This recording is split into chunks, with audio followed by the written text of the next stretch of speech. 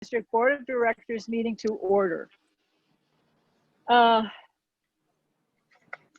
we, you know, I don't know if I need to read all of this, but I think everybody knows that they can come in and give their comments when the time is appropriate. Mr. Yearsley, can we have the roll call, please?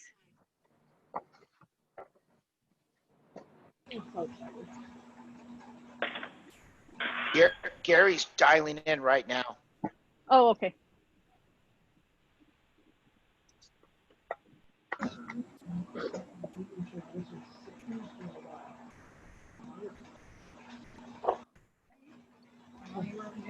Well, no, I mean like sitting on the heater seat thing. Darin, Are you in, Gary? was great.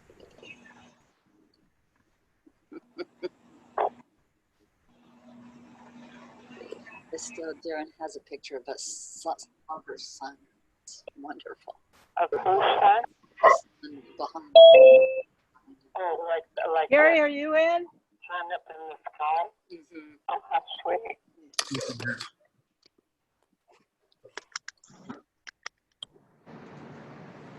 Is Gary in?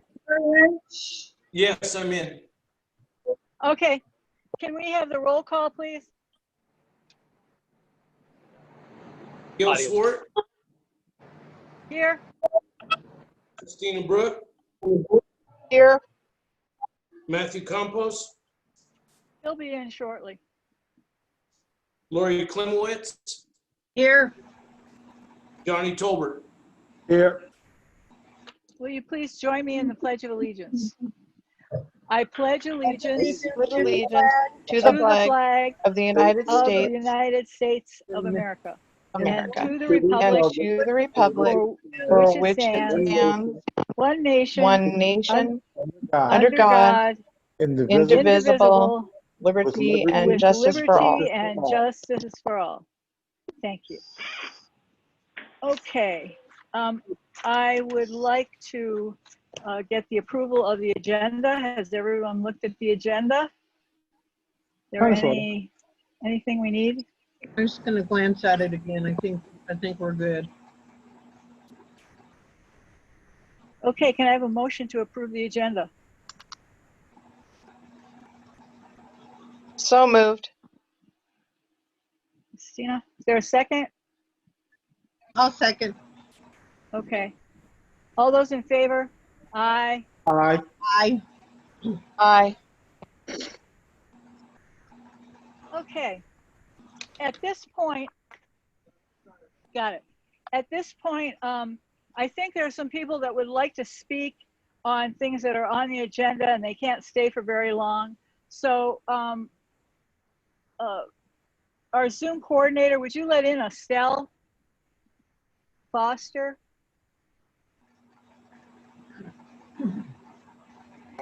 Estelle is on the phone with me. Yeah. Yes, Oh, Estelle okay. is. She's able to. Because I couldn't get through because the line was busy. Can you hear me? Okay. Can you hear Yes. me? Yes, we can. Yes. Oh, good, good. So, first of all, I just want to say a few words about what just happened to us with the Apple fire. I wanna thank you all so much, our wonderful community, our neighbors, our friends, and families for reaching out to help not only us, but so many other people in the community. And I just quickly, because I know I have very limited moments, I just want to give a little shout out to Shalom and Donna and Annette and Linda and Julio and Don and Amy. Those are just a few on my fingers of my hand, but there were so many dozens of people that helped. Okay, so the next thing I want to say is, I don't know about you, but sometimes I see a fire truck going up the hill or down the hill or up one of the roads, and I just wonder to myself, where are they going? What's the emergency? How do they handle it? But then that feeling passes because I have no way of knowing. Well, this time, because it was so deeply personal and traumatic for our family, and I know for so many others, that I really looked into it a bit. And I hope that the little details that I found out will be of interest to you. So if I may, I'll just say this, that over a period of time, our own Chief Yearsley established a close working relationship with the U.S. Forest Service, the Instant Suppression Response Commander, with CAL FIRE in the county. And it was they who sent the early warning evacuation notice up to Pioneer Town and Rimrock and those environs. And Chief Yearsley saw the danger here, so he did his own early evacuation warning for Morongo Valley, which I appreciated. We don't have any large animals, and we're okay in our health, but it made a difference. And he requested, okay, so there is this team, the team of the county, the CAL FIRE, and the Instant Suppression Response Commander. And Chief Yearsley, as I say, did establish a relationship with them. When he saw that the fire was more closely coming towards us, he went to that team and he requested protective support via the backburn and the bulldozers. And because they were so focused on their earlier areas, Pioneer Town and so on, they heard him, but nothing happened. So he then went into pleading, and he pleaded with them. And they still didn't move on it because they certainly were rightly concerned about their other areas. And then he began to yell. And they didn't like that, but he yelled and yelled until actually a backburn was completed here on August 6th, the evening of August 6th. And the bulldozers arrived the next day to Covington Park. So, during this time, Chief Yearsley was spending 13-hour-a-day days for a 12-day period, and he would, at the end of those 13-hour days, meet with the great battalion chief, Bob Springer, with whom he had briefings at 10 and 11 o'clock at night. I can't believe that brutal day for 12 days, but that's what happened. And so while that was going on, the chief sent 2 firefighters and a brush engine up to Yucca Valley to protect and take care of their obligations, including all their calls, in order to release CAL FIRE people to go to the fire line. So that all was amazing. And when the CAL FIRE people came back, because things got better in whatever area they were, Chief sent a water tender and 2 firefighters up to the stagecoach fire up in Kern County, and 3 firefighters, a strike team that went up to the lake fire. And are you sitting down? They laid 4,500 of fire line hose up a slope. I mean, they couldn't have made themselves or the chief any prouder than what they did. I mean, these guys are amazing. I had no idea until I looked into it. So with all that happening, I just want to say that I really was aware, which I never had been before, because I never looked into it before, of Chief Yearsley, Gary Yearsley, distinguishing himself so much with his professionalism, his judgment, and with his, precise, accurate assessment of what was needed in the fire protocol. Also, his caring and love for this Morongo Valley community touched my heart. It couldn't be more evident, and I'm just so blessed and inspired to have all of these wonderful firefighters, Chief Springer and Chief Yearsley leading the way. So I just don't know how to thank you, but I'll keep trying. Thank you, Estelle. Yeah. Is there anyone else that wants to speak now? Can you see Jim? No, I have nobody Okay. that has indicated they want to Okay. speak. All right. So we'll move on. Agency reports. The sheriff, I assume, is not here. Director of Operations, Gerald Yearsley. Would you give your report, please? Sure. Okay. We had office closure due to the escalating cases of the COVID-19 pandemic, and the Morongo Valley Community Services District office closed to the general public on the 28th of this year and will remain closed until further notice. We are still available via phone, email, or a scheduled meeting if needed. We are available during regular business hours of Monday through Thursday from 9 until 2 p.m. If contacting us during our off hours, please leave a message and we will contact you back as soon as possible. Please be advised that the Covington Park is still closed to the public. The Morongo Valley CSD approved a resolution declaring a state of local emergency of the Morongo Valley CSD Covington Park during our regular board meeting of March 18th, 2020. Therefore, the Morongo Valley Covington Park in its entirety is closed to the public. I wanted to do a couple of things. I wanted to, before I get to what our calls and stuff was, I wanted to kind of jump ahead to this month to the fire that we just fought, so people could know, who all was in it helping and what kind of happened and where we're at and why things went by so fast. We got a notice on the 3rd of August that the fire had moved in to our trigger area, which was the Millard Canyon.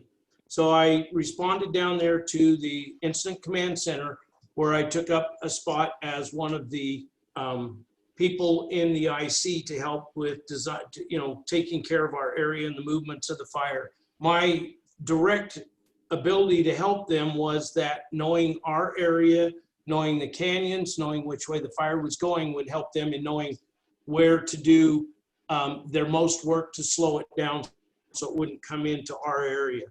When I got down there, I found out by going to all the different meetings that we had, that the evacuation meeting showed that we were the only ones that had not had an evacuation. Before I left to go down there, though, I had done an early evacuation warning on our website and Facebook. It wasn't official through the sheriff's office, but I wanted to get people a little bit earlier warning to get ready to get started. So when I arrived down there in the evacuation meeting, I requested to have our area added to everybody else's, like Yucca Valley's and Pioneer Town, because we were actually more in line earlier than they would be. I did not get that on the first time talking with them. So on the next day, on the 5th, I complained and went after it again. And Tom Marshall from the county stepped up to help me with that and tell the people from the Forest Service that it's a very bad area for tall grasses and quick moving fires, which he went back and talked about the Sawtooth fire. So then on the 6th at 12 o'clock, we got our warning for evacuation. At 12 o'clock, we also put into act a contingency burn, and then contingency plan, which included the back burn and 8 dozers coming up to Morongo Valley to the park. So on the 6th at night, they started the back burn, and on the next morning, they started moving dozers and water tenders to our area to do a line, just in case it was to burn into our area as a contingency plan. The back burn did such a good job that the dozers were held for 2 days, and then it was decided that it wouldn't be worth going in and tearing up all the ground to do a line, since the fire had basically slowed to almost a stop. So that worked so well that we went through Sunday, where a few of them pulled their evacuation warnings from Pioneer Town and from Yucca Valley. I held mine one more day because we still had some fuels burning near our Canyon House area. So I pulled ours on Monday when I saw that that was taken care of, and the fires were really under control, so we didn't have to worry about a burn. And then we continued going, or I continued going until Saturday, watching the fire and working with them till on Friday night, the Forest Service, or it was turned over to the Forest Service to run it because it was in their wilderness area up there in the Forest Service area. So the fires went really good. We were very lucky that the back burn worked. We had a contingency plan back up just in case, but Morongo Valley ended up really being very lucky that that back burn worked, and the winds were even blowing pretty hard, 30, 40 miles an hour, but it was still able to hold it back and keep it from coming into our community.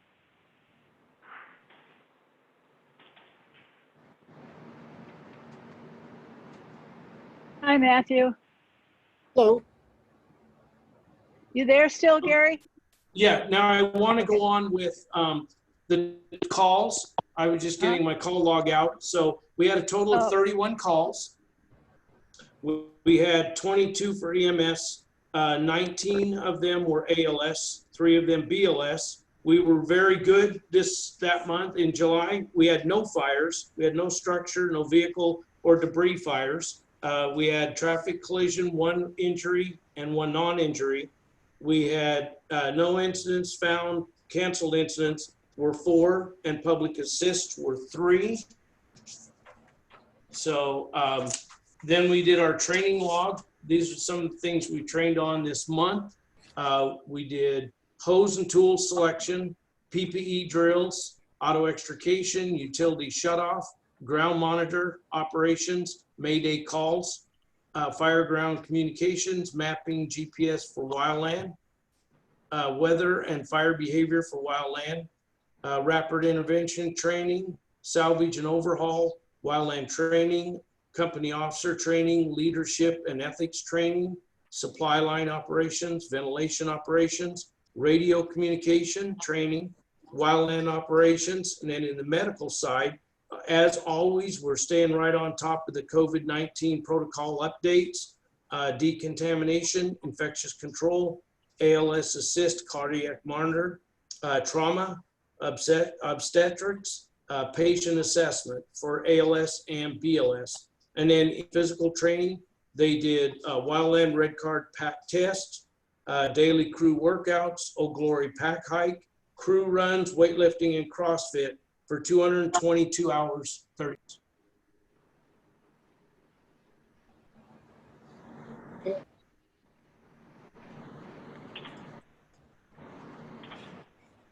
We can't hear you, Gary. That's all I have. Okay, all right. Did you have any, I have a question. Did you have any COVID-19 people that you helped? The only ones that we know of are ones that tell us when we go, and we had 2 calls that were for COVID-19 positive tested patients. So we took them in, and that calls for our paramedic to actually ride in on the ambulance. So those were the only 2 we had. Then how does he get back? Well, after we take them down, that's, so they ride down and then the engine goes down and picks them up. So we're back in service as soon as we pick them up. Got it. Okay. Do any of the board members have any questions? Do I have a motion to accept the Director of Operations report? I move. Lori? Second. Is there a second? Is that you, Johnny? That was Matthew. Oh, Matthew, okay. All in favor? Aye. Okay. Risk Management and Public Relations Ad Hoc Committee. Is there anything to report on that? Yeah, Director Klimowicz and Brook? I would like to talk about a concern that the committee has. That committee was originally formed, as we know, to troubleshoot a lot of different things. We started by working on the room down there. I can't remember the name of it. at the park that was destroyed. We worked on the kitchen stuff. Well, Chief did, but anyway. And way back then, a couple years ago, the idea, of course, of having online presence was brought up. Finally, the state made it illegal not to have it, and then we got it. But there's a group of parents, you know, being a teacher, we're going back to our teacher training tomorrow. The kids are going to be back next week. And the kids are going to be back, they're going to be distance learning. They're going to be online. But there's several members of the community that I have seen on Facebook who would like to use our park. And let me explain what I understand them to want, is to be able to use the pavilion and the park to trade off babysitting and or helping do homework and stuff with the kids, so that some can go to work and then they switch off and another one goes to work. I'm not sure how many people are interested in that, and I do not see any of them on here tonight. I was hoping that they would come to the meeting and discuss it. So my question to the board is for discussion, even though we had in March closed the park due to our safety, do we feel at this time that we can entertain the notion of opening it to a community that wants to use it to supplement, help each other with this kids are not in school problem? I hope I made myself clear. Yeah. Oh, you did. You did. Okay. Kristina, do you have any comments on that? I'm unmuting myself. There's so much feedback going on in the background that I'm trying to ask everyone if they can mute as much as possible, because it's kind of distracting in the background, and unmute when we are called on to talk. That's how we do it with the school district meetings, and we have like hundreds of people on it. So anyhow, I have heard the same request, and actually it was a request that was also written in, because we've got some more Google Forms, and Lori presented it exactly perfectly. And I think it's a wonderful idea that the parents are getting very creative, and they're trying to figure out a way that they can, you know, work in small groups and employ distance learning, you know, with the masks on and the 6 feet apart and all that, so that they can work with the kids.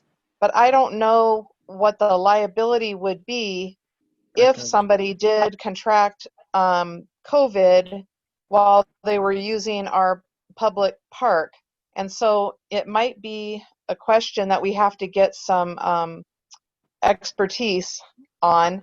Perhaps, you know, some of the Yucca Valley parks, maybe their town council has already spoken, you know, with their legal counsel. Maybe they could give us some advice about that, since we don't have that much money to go to attorneys all the time.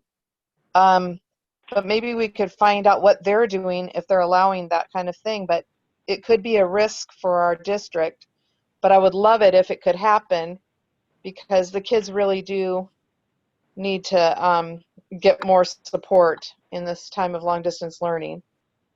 Do you think we could, Matthew, go ahead, Matthew.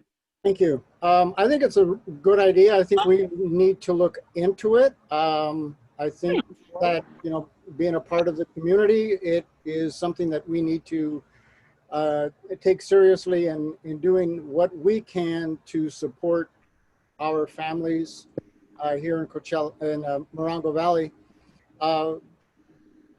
But I think it needs to be really presented to us and agendized and presented as, you know, an idea a little bit more fleshed out as to exactly what it's going to look like, you know, who's going to be in charge. And we definitely do need to consider that liability question. Though, you know, quite honestly, I mean, I think as long as we're being very diligent in stipulating what the requirements are, you know, the social distancing, the masking, the, you know, if there's going to be tables to play at, that maybe we have some kind of partitions, or making sure that, you know, we tape off areas on the tables that, you know, you can sit at these areas, but you can't sit at those, kind of thing, or something like that. I can imagine that our liability would be negligible at best if we follow what guidelines are, you know.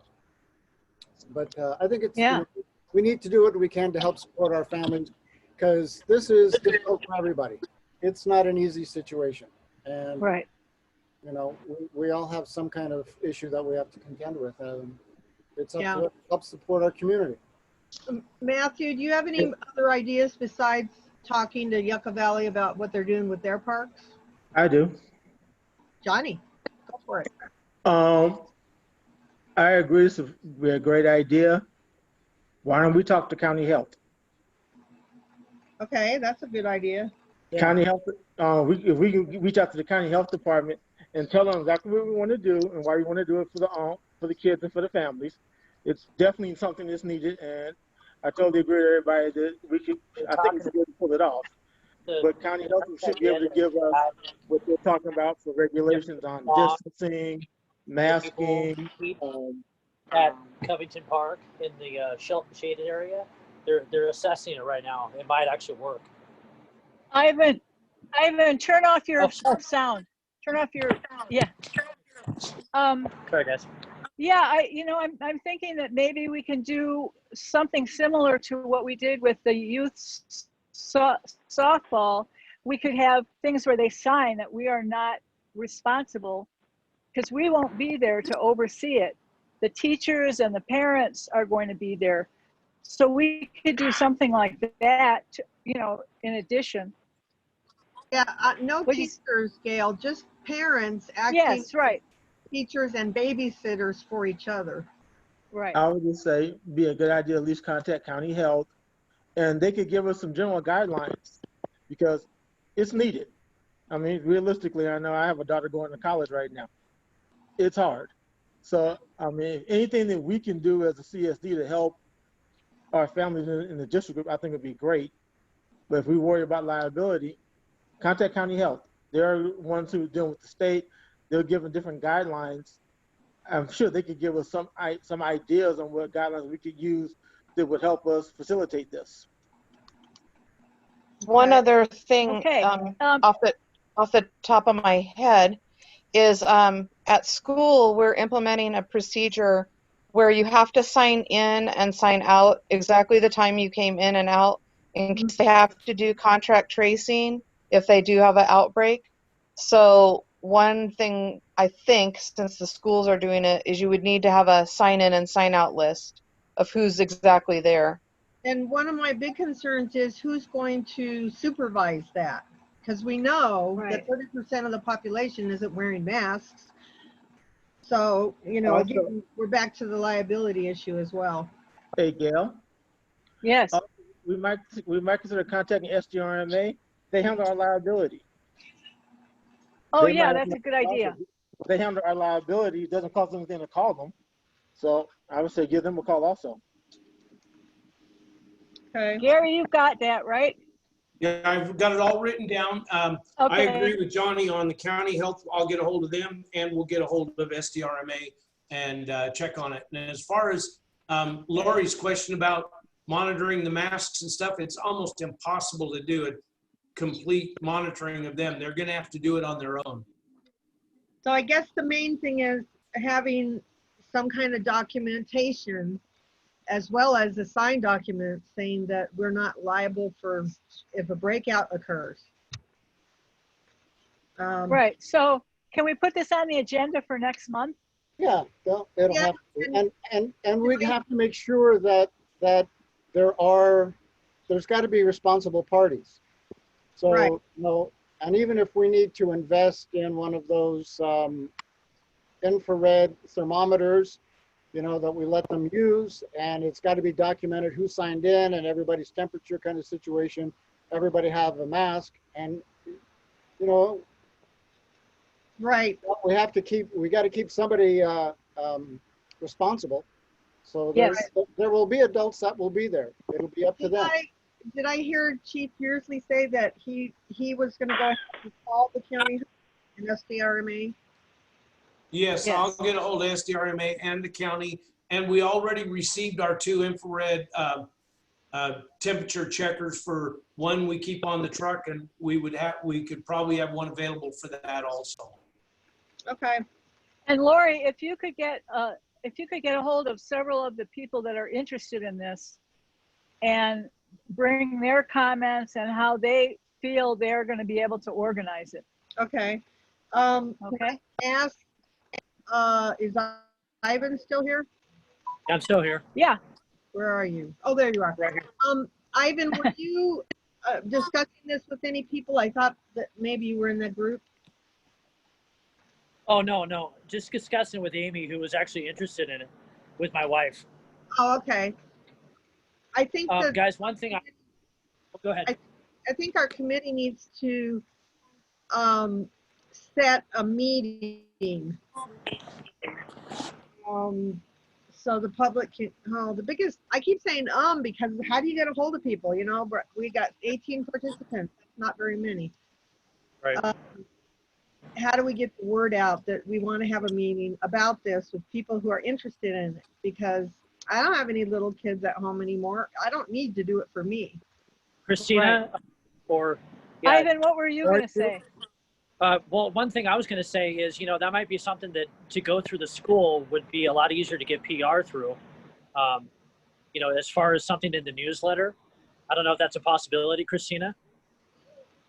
Something that all the parents can see. That way, there's That could be something definitely a possibility. Also, my biggest concern with the whole thing. Yeah, In the next couple of weeks, that's a really good idea. We really don't need the kids out in that heat. Maybe we should check into one of like maybe the library or an adjoining facility, somewhere the kids can get some shade if it gets too hot for them, because this is a really hot time of year, and even in that structure, it gets really, really hot. Anything that goes home has to be approved by the district too. So there's several days involved in that back and forth. Well, our multi-purpose room would be big enough for just a few children, and we do have air conditioning in there. So that might be another possibility, to limit the amount of children and limit where we put the chairs and everything. And then that could be another possibility. Because you're right, it's very hot out right now, and I don't think it would work totally outside. Main room where they do, I think Morongo Valley Jiu-Jitsu does it in that utility room. There's a lot more room in that room than there is like the library. That might actually be a better option for them. Well, there's the multi-purpose room that's really big. Right. That's a we could pretty maybe good use facility, that. Yeah. So let's investigate all these avenues, and we'll put it on the agenda for next month. To see if we can have some solutions. All righty. Okay. Well, everybody do that. Everybody do what you say you're one going to do, more and thing, we'll come Gayl. back. Okay, great. In the Go meantime, ahead, Okay. Kristina. I'm sorry. And there's another resource that might be coming to town. I'm working with a lady that has a mobile RV, which is an educational van.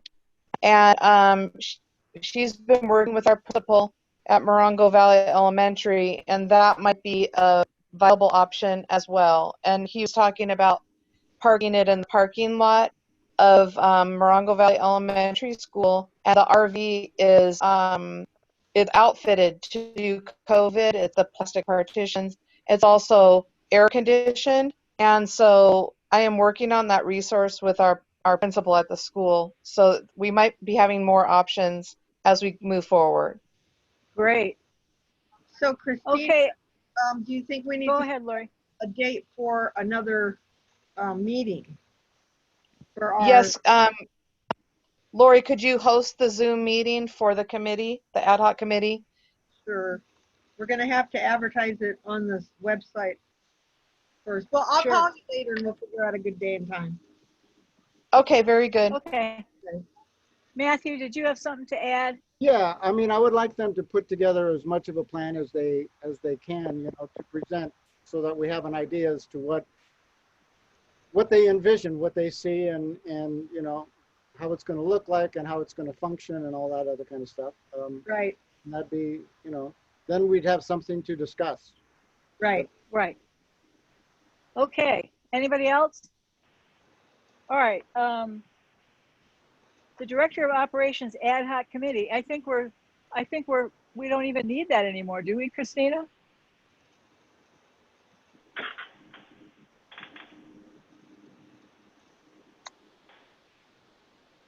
What do you think, Kristina? Well, I think that after tonight, after we work through the budget, you know, and everything's finalized, then perhaps next month we wouldn't need to have an ad hoc committee meeting anymore because our Okay. task has drawn to a close. Right. If Okay. if it all goes, you know, Yeah. the way that we've been talking about it at our last meeting in July. So, but I think we need to have our discussion tonight and then see if we need that ad hoc committee anymore or we don't. Okay. The Fire Apparatus Driving Parameters Ad Hoc Committee. Directors Brook and Tolbert.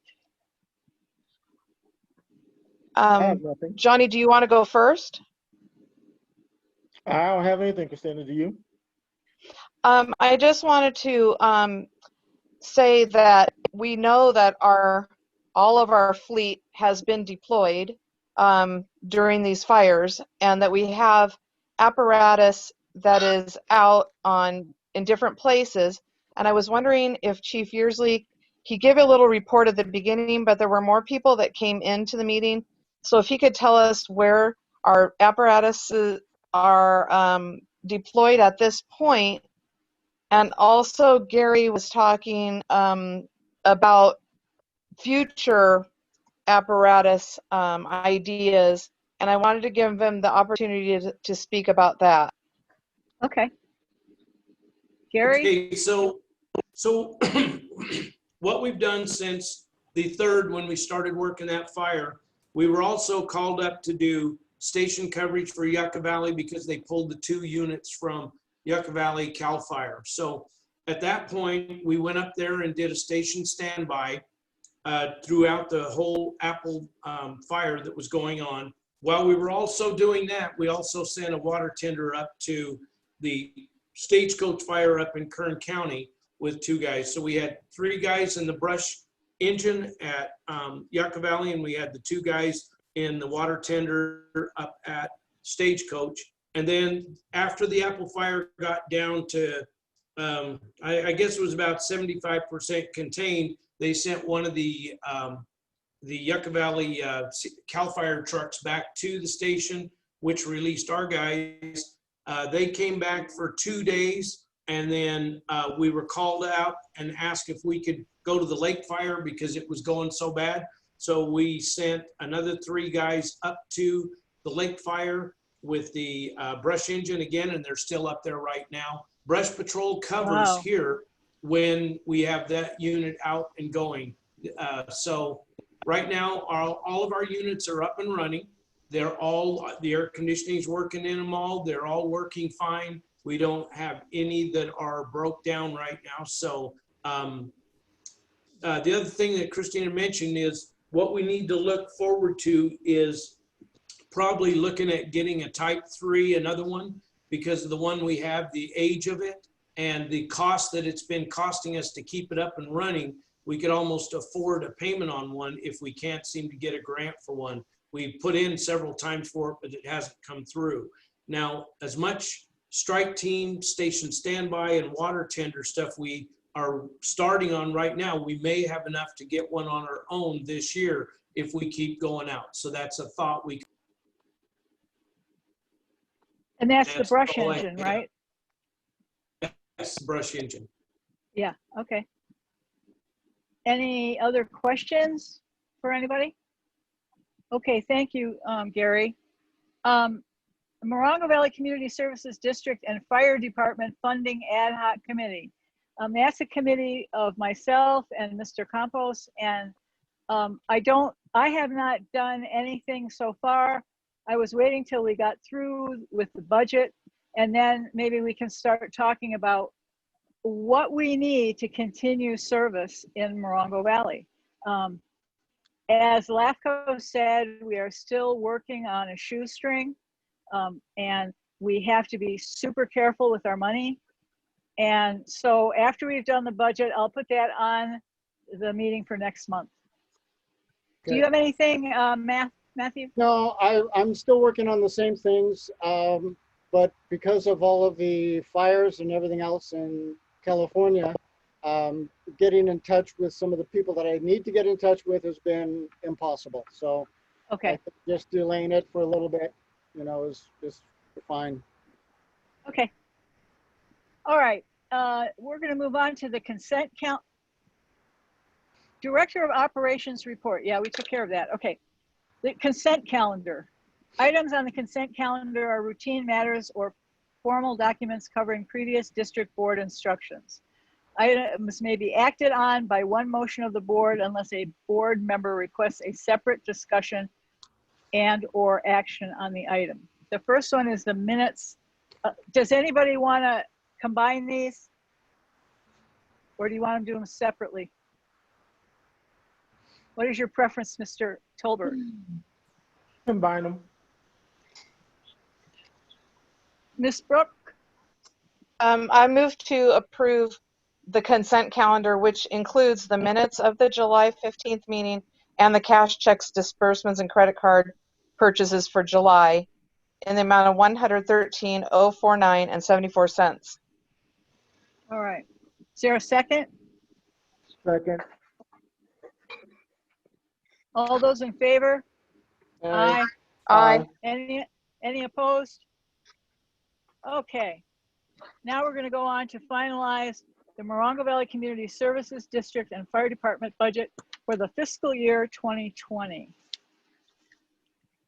The Board of Directors takes time for anyone to be heard regarding budgeted items. The public may also submit comment through writing anytime before, during, or after the meeting. The final budget for the fiscal year 2020-2021 will be adopted during this meeting. And I have a little, Madam yes, President, I have a question. Yes. Go ahead, Johnny. Where is our open public hearing? This is the open public hearing. I said anyone who wants to speak on this, they can speak on it now. An open public hearing is an agendized item that we have to go into a separate, we have to open and close a separate item. This is not an open public hearing.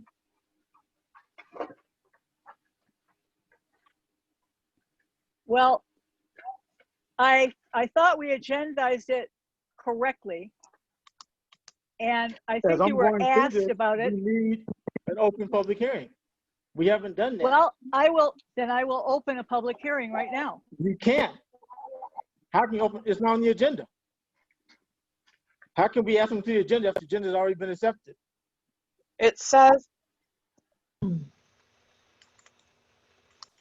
what is on the agenda. It says finalize the Morongo Valley Community Service District and Fire budget for fiscal year 2020-21.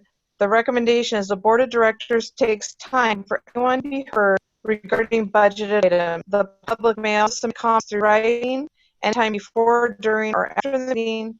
The final budget for 2021 will be adopted during this meeting. That's what it says on the agenda. Now, if all of you were to, We do have public comments right here in this pile. If you wanted me to go through some of the public comments. okay, hold on a second here. That was made All clear. you have to do is you look at your purple folder that you always got. It showed in there how to handle and address an open public hearing. We do not have scheduled on the agenda an open public hearing. Therefore, we do not have an open public hearing. Therefore, we cannot approve the budget. Gary, do you have anything to say about that? We followed the template that we were given, and we filed it as an open public hearing in the newspaper and on this stuff, and we put it on the agenda how we were told to do. There is no open public hearing on the agenda.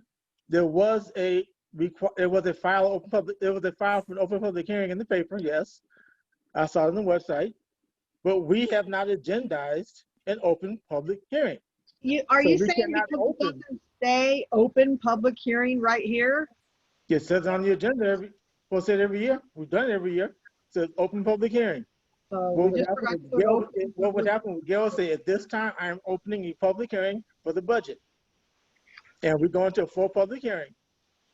Once we finish the public hearing, it is stated we are closing the public hearing for the budget, and now the board will go into discussion about finalizing the budget.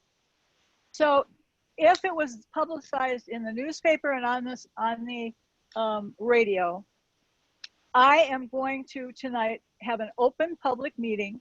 You In this cannot portion, add anything to the agenda after it's been approved. You know this. Johnny, I have a question for you. If you knew this during the part where it said to add it, why didn't you bring it up? Because I wasn't reading this part of the agenda. I was going down the agenda. I'm looking right now like, wait a minute. So you've never read the agenda before now? I'm going down the agenda. I see it like, wait a minute, we're skipping a step. But you got the agenda days ago. Why didn't you let us know? I've been rather busy. My wife had to go to the dentist for the emergency. I've been in the hospital. I'm sorry. I do have a life outside of this. I'm going down and looking, reading down it right now. And it's like, okay, we're going to, like, wait a minute. If it was in the paper, how can this not be the hearing? That's what I don't get.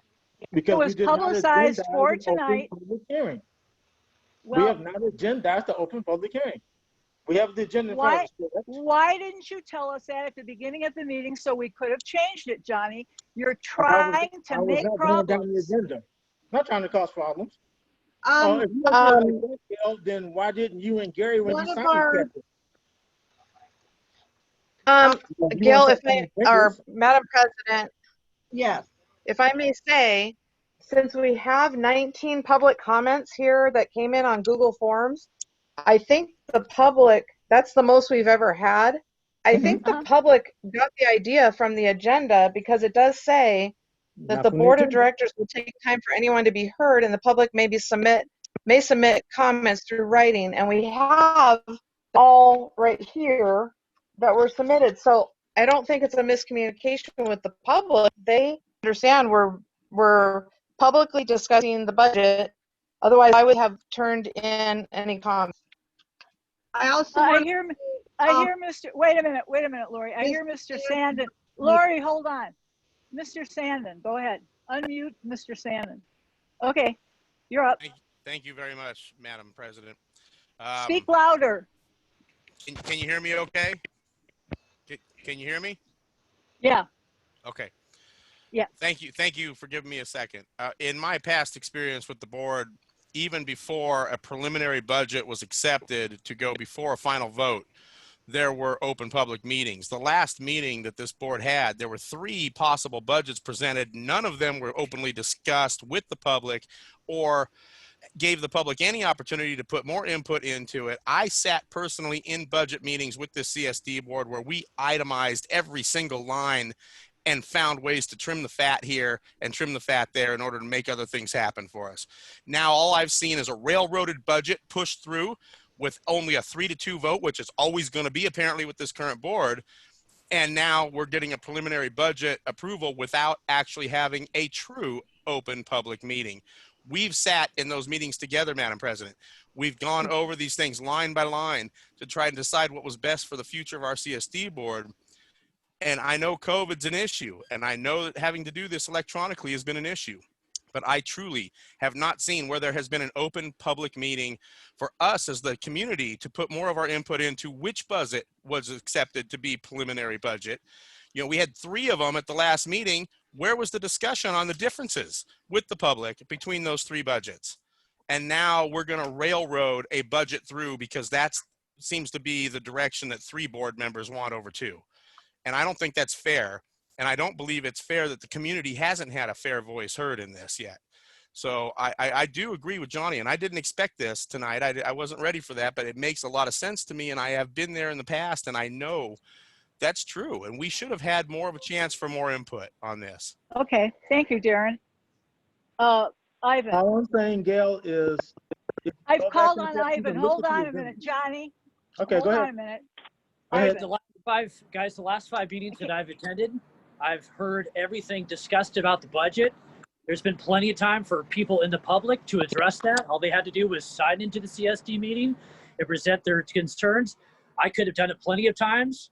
If you're a public member, you want to actually address this budget, where were you? We've had plenty of opportunities. That's all I need to say. At least 3 meetings. Yep. Okay, thank you. But were Johnny? those opportunities openly given to the public in a notice that this was going to be their chance to discuss the budget? And all 3 of those different budgets. All right, Ivan. So I don't believe that the public has had a fair shot at actually discussing all those public notices and having this notified.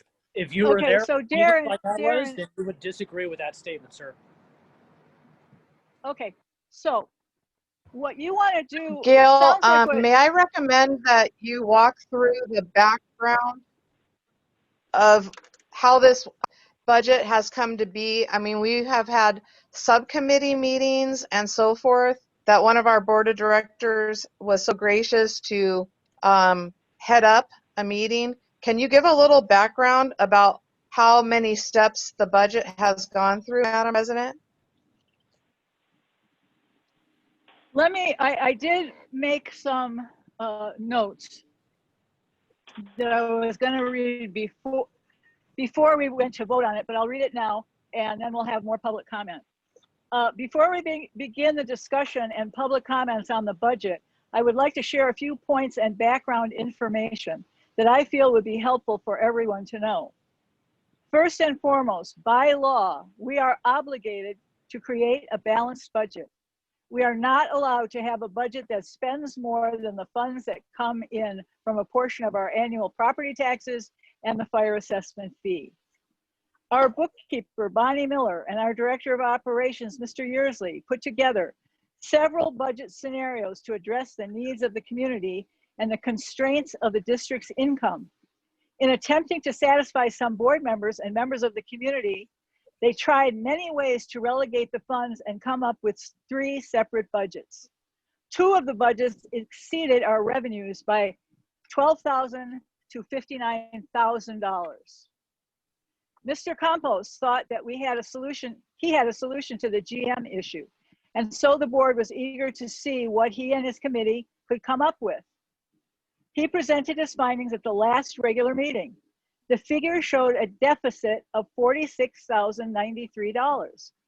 Mr. Campos then said he would make that up by making one of the engineers a captain/duty officer. Unfortunately, although his figures seemed to show a budget that was close to our income, there were 2 problems with it. Number 1, the memorandum of understanding with the union does not have a position of captain/duty officer, which the union had been against in previous deliberations. Number 2, the entire position of duty officer was not addressed in this new configuration with an additional cost of $46,850 for the entire year. That factored in brought us back to the only budget, original budget, that was balanced. So it appears the only way forward to keep functioning for the community, for the community's best interest, is the budget number 4. The sole purpose of this board is to wisely use the funds we take in, to create policies for the smooth running of the district, and to protect and provide services to the community. LAFCO, the Local Agency Formation Commission, the agency that forms and oversees special districts, told us over 4 years ago that we did not have the funding to continue service to the community unless we got more funding from the community or curtail some services. With the tremendous fire and organizational skills of Mr. Yearsley, we have been able to come through the last 2 years and 9 months staying within our budgets and continuing the services the community needs. The attorney for the State Office of California Special Districts applauded us for thinking out of the box by combining the GM and fire chief position in order to continue service to our community with our limited funding. So, I mean, if you think that the whole community wants to sit at a meeting and go through 3 budgets line by line, here's what we pay this person, and here's what we pay this person, and here's how much money we need for toilet paper, and here's how much money we need for gas for the engine. If that's what you think the community wants, I beg to differ with you on that. But it was our intention that after 4 meetings and looking at all the different things that we could do, that the budget that was presented that was not over budget was the one that we needed to choose. So I really don't know what to say or to, I know that Johnny probably will call the district attorney if we go ahead and have this be our meeting. Even if we read all the comments, and even if we do everything else, and that it was in the newspaper, and it was, maybe that was a little oversight on the written thing, but it has been publicized. And you have been talking to people, Johnny, I believe, about the budgets, because you're the one that seems to be the most interested in having it be different than what we have. So I am really at a loss. You want to have a special, another special meeting? Accusing me. I don't appreciate you accusing me of talking to you about the budget. There are a lot of people who want to talk about the budget. I have another budget idea right here in front of me that I would have no problem presenting tonight. My problem is very simple. We are required by law to hold an open public hearing. Every year we put it on the agenda, open public hearing. We open the hearing and we close the hearing. Once we close the hearing, we approve the budget. For whatever so why reason, is it? So whatever. Why reason, has it taken to tonight? Why has it taken to tonight for you to come forward with this new budget that you have? Why did you wait until tonight? You knew that we had to have the budget approved by this month, August, and that we're going to have to ask for an extension. You're the one that told us that, Johnny. Yes, you're right. I did tell you when it had to be done. I also told you, and I've told you for the last 3 years, and every year we get it wrong, to do an open public hearing. So I don't understand what the argument is. And yes, so I looked at the budget. The argument is semantics. Excuse me, I didn't interrupt you. Please don't interrupt me. Okay. I looked at the budget today. I have said in the past that I felt that we could operate with a part-time general manager and a full-time fire chief. I looked at the numbers today and found, well, I would present this at the open public hearing. It was my thought, to give the public a chance to hear something else.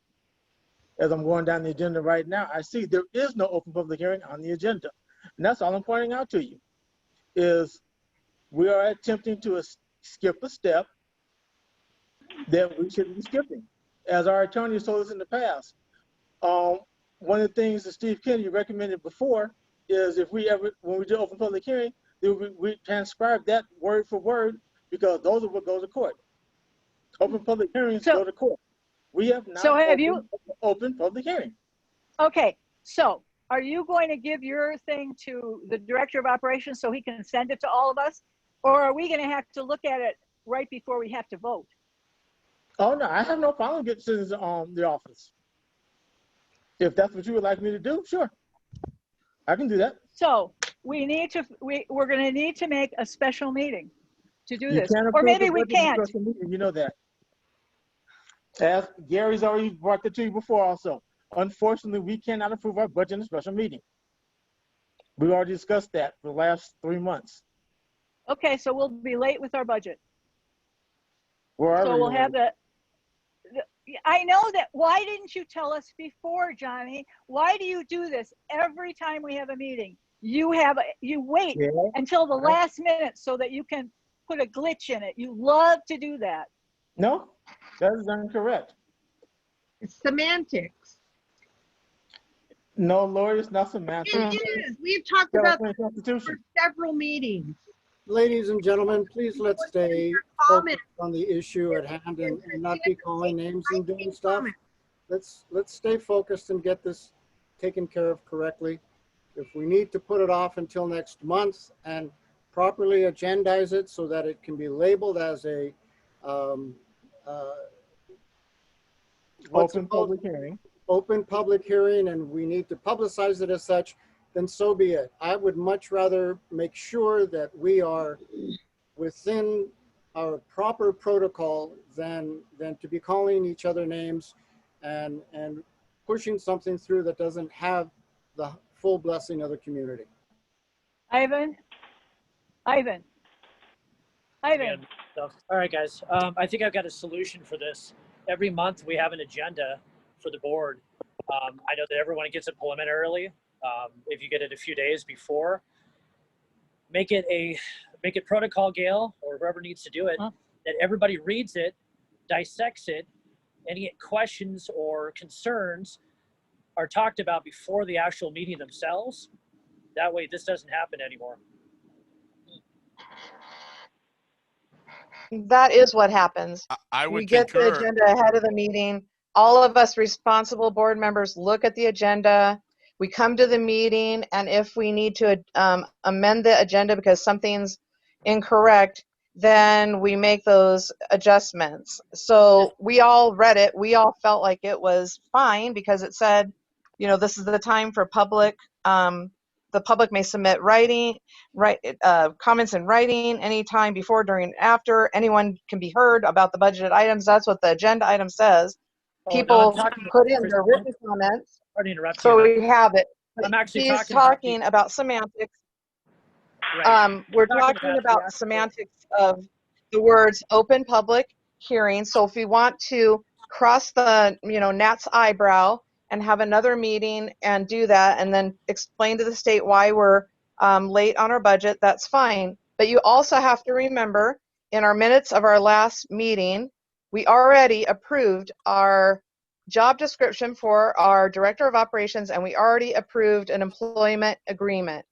So that would all have to be rediscussed if there was some other budget plan. Now, there was an ad hoc committee that I was so glad that Director Campos headed it up. They really, really tried to get the general manager job separated from the fire chief, but all the budgets that came back were in the red. So we already have a director of operations, job description, and employment agreement in place. So the budget that we have to work with has to support what we already voted on, and the minutes are already approved tonight as well. So I guess what we'll have to do, in my opinion, is go ahead and reschedule and do the gnat's eyebrow of saying the word open public hearing instead of the way it was written about public comments. And I was hoping so that we wouldn't have to be late. I mean, how long do we have to agendize an item? That could we possibly do this on next Monday or Tuesday so we're not dreadfully late to the state? No, and then we can't. It Kristina, has we to be at a can't. regular. Unfortunately, we cannot Okay, so do we'll a have to put it on for September special then. meeting. Okay, so we have to put it on for September's meeting. That's the only alternative that we have then. Yes. If we want to do the gnat's eyebrow of open public concerning- hearing words. I had questions concerning the posting for the public hearing to begin with. When I saw that it said they can ask questions before, during, and after the meeting. Why do they ask questions after we approve the budget? That was, I understand. And I know for a fact, we cannot charge the public to receive the budget prior to us approving it. And it said in the posting that they can receive the budget for $1.50. We cannot do that. Once we have the budget approved and we post it, then yes, we can go back and use California Public Record Request Act to do that. But while we have to give them the budget so they can go over it and make suggestions when we have open public hearing, we cannot charge them for it. I read that Okay, today too. so Gayl, I think you have to agendize it for September then, and someone needs to call the state about why we're going to be late on our budget. All And right. also to verify exactly what it should say and what words to use. It's very He wants simple. the words open public hearing They are instead of the separate way it was agenda written. items. They are separate agenda items. The open It public is a hearing separate is item, separate. yeah. No, it's not. The open public hearing is separate from the finalizing of the budget. That's the only thing I'm saying. There are two separate agenda items. There's an open public hearing Once the open public hearing is closed, we finalize the budget. Okay, and if you had only if you'd only looked at your agenda ahead of this meeting, you could have amended this agenda and we wouldn't be having this trouble right now. But as it is, I guess we need to move it to September, Gayl. Yep. I'm sorry, Okay. I had to go to the doctor. I feel my health. I'm and my sorry, health we is all more have. I important. was at the Thank you. doctor today too, Johnny, and I don't look at my stuff at the last minute. I Thank look you. at mine ahead of time. Okay, I'll look okay, at okay, mine too. everybody. Okay. So we are going to have to put this on the September meeting, regular meeting, and we'll make sure that it's done correctly. And we'll move on. That's it. New business, community committee. It was discussed during the regular board meeting of July 15th, 20. Oh, and by the way, Johnny, be sure that we all get copies of it so we can look at it. I will All right. turn it into the office. Okay, thank you. And remember, I'll just say, I'll wait till my director comments. Gayl, I did want to say one more thing. Sure. What was written on this agenda was exactly how it was written on last year's agenda. We copied exactly what was written last year and it went through it no problem. We're not. Well, I mean, still, if you whatever you want to do, I'm just telling you that we okayed it last year under the. Madam Director, it looks like we have another comment or question from Ivan. Oh, okay, Ivan? No. Okay. No.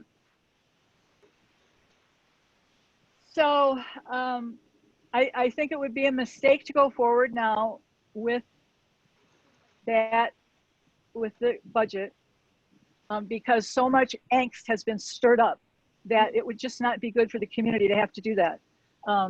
But in saying that, I am going to say we are not going to do a line by line of the budget. If people want to see what we're proposing, they can see what we're proposing. But and I'm saying this because most people in the community don't know what it costs to do a lot of the things that we have to do. That's why we have professionals helping us with that. So we will have the open public meeting at the September meeting for the budget. Madam President, I think we should be very careful in making statements that we won't do something due to the fact that in an open public hearing, they have the right to ask us any question about the budget and we have to answer it. Well, So yeah, that's fine. If they want to, about 1 cent, we have to answer it, no matter what line it's on. That's fine. I'm not saying we're not going to answer it, Johnny. Okay, I'm just saying we're not going to go line by line apologies. through it. Then I misunderstood you and I apologize. Okay, so let's move on to the community committee. It was discussed during the regular board meeting of July 15th that the community would like to create a committee to help reconnect the public with the board of directors. So instead of the CSD creating a committee, in my opinion, it would be best for the community, people in the community who are interested in doing this, for them to get together and form their committee and find out what it is that people in the community want and then bring it to the board. That's my suggestion. May I make a comment, please? Yeah. Isn't that what we have already? Public Relations Ad Hoc Committee? We do, but evidently people are not using it. Risk Isn't that right? Relations Ad Hoc Committee, that's correct. May I make a comment? Yep. I could be wrong, but I thought I heard last month people said they wanted a place that they could reach onto the website and make comments and ask questions. Is this what we're talking about? There is. Because that's not the ad hoc committee. That's the ad hoc committee would be having to contact lawyer Kristina. So I mean, I think I agree with what you're saying, Gayl, about setting it up where it's not controlled by the board. But I think they're just asking for a place on the website where they can make questions. There is. I would say, there is a place. Okay. Yeah, there is a place where they can make their comments. Gayl, Isn't that correct? um, Yeah. I think that the way it would be good to do is their committee, when they put it together, would get their questions together, send them to you, and then you could get them set up on the agenda for the next coming meeting. It would be faster than them trying to put it, get it on the website if they could just send to you their wants of stuff they would like to see on there, and then you can review them. And They Gary, can't. who are they? Are you talking about the public that wants to talk about this? The Yeah. public that wants to have their own. Okay. Because the ad hoc committee could not send it to Gayl, because then we have three board members involved. So the ad hoc committee couldn't send what Lori and Kristina have to Gayl. They have to bring it to a meeting. Right. Right. Yeah, I mean, I'm perfectly willing to give out my email address and people can send it directly to me and I'll make a file for all of the things that come forward and I'll bring it to the board at every meeting. Do we think that's a good way to do it? I have no problem with that. What about you, Matthew? Is that okay with you? Yeah, that's fine. Madam President, I'm just real quick chime in. I don't think it's a good idea for you to give out your personal email. I think you should have one designated for something like that. That just, let's be smart about this. You're a human being. You deserve your privacy and your rights to it. All right, so we'll cook up another email for me. That's fine. I'll work with Gary. I'll work with you on it. Gayl, don't you have the MorongoValleyFire.org one you could use? We'll I just don't have that anymore. that comes in internal, and I'll send them off to her. That's fine, Johnny. We'll just use that one. Okay. Okay. Did you hear that, Johnny? I didn't know that he was breaking up. He said So are we something? going to put?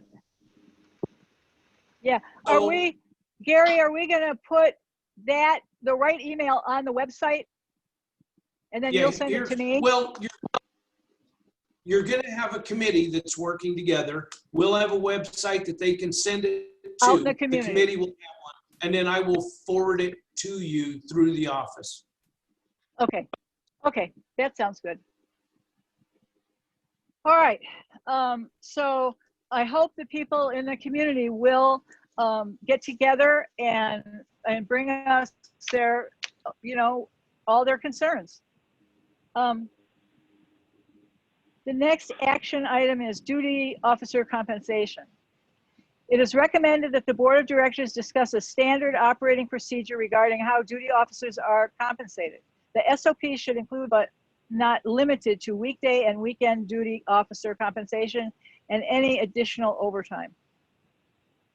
Kristina, did you want to talk to us about how we can do this with the stipends? You found out that information. Unmute yourself, hon. There we go. Sorry, I had to unmute myself. Okay, there I go. Okay. All Yes, thank you, Madam President. I was very pleased with some information that I found out. Senator Grove's office in Yucca Valley and her assistant named Dominic have been very, very helpful in helping clear up some questions that we had, because we were worried at one meeting when we were doing budget discussions, we were worried about the AB5 gig law and how it might affect our reserve budget and also how it might affect duty compensation. And we got good news because Senator Grove's office took that question to Sacramento and spoke with the people who worked on this legislation. And what they said was that as long as we follow the FSLA guidelines, which are the federal standards for labor laws, and as long as we not pay a stipended position any more than 20% of whatever a firefighter's fully loaded salary is, with benefits and workers' compensation and payroll tax and all that, as long as we don't pay over 20%, that person can be considered a volunteer position or a stipended position with our district. And it happens for other industries where people are learning their trade and they're not fully, an employee at this point. So it's like a volunteer position. but it's stipended for their expenses, like being able to pay for the gasoline to come in to the shift and so forth. So they said as long as those are reasonable and as long as they do not exceed 20% of a fully loaded firefighter's salary, then we are fine, and the AB5 gig law does not apply to reserves. Or another idea that we have, which is we ran into problems because for 2.5 years, Chief Yearsley had been doing a 14-hour work shift. A 10-hour workday shift, 4 days a week for his 40-hour job, which is his combined job called Director of Operations. But he was also doing 14 hours at night doing duty officer coverage on Monday through Thursday, and then even sometimes on the weekends. And so that ended up with us having to come up with a settlement.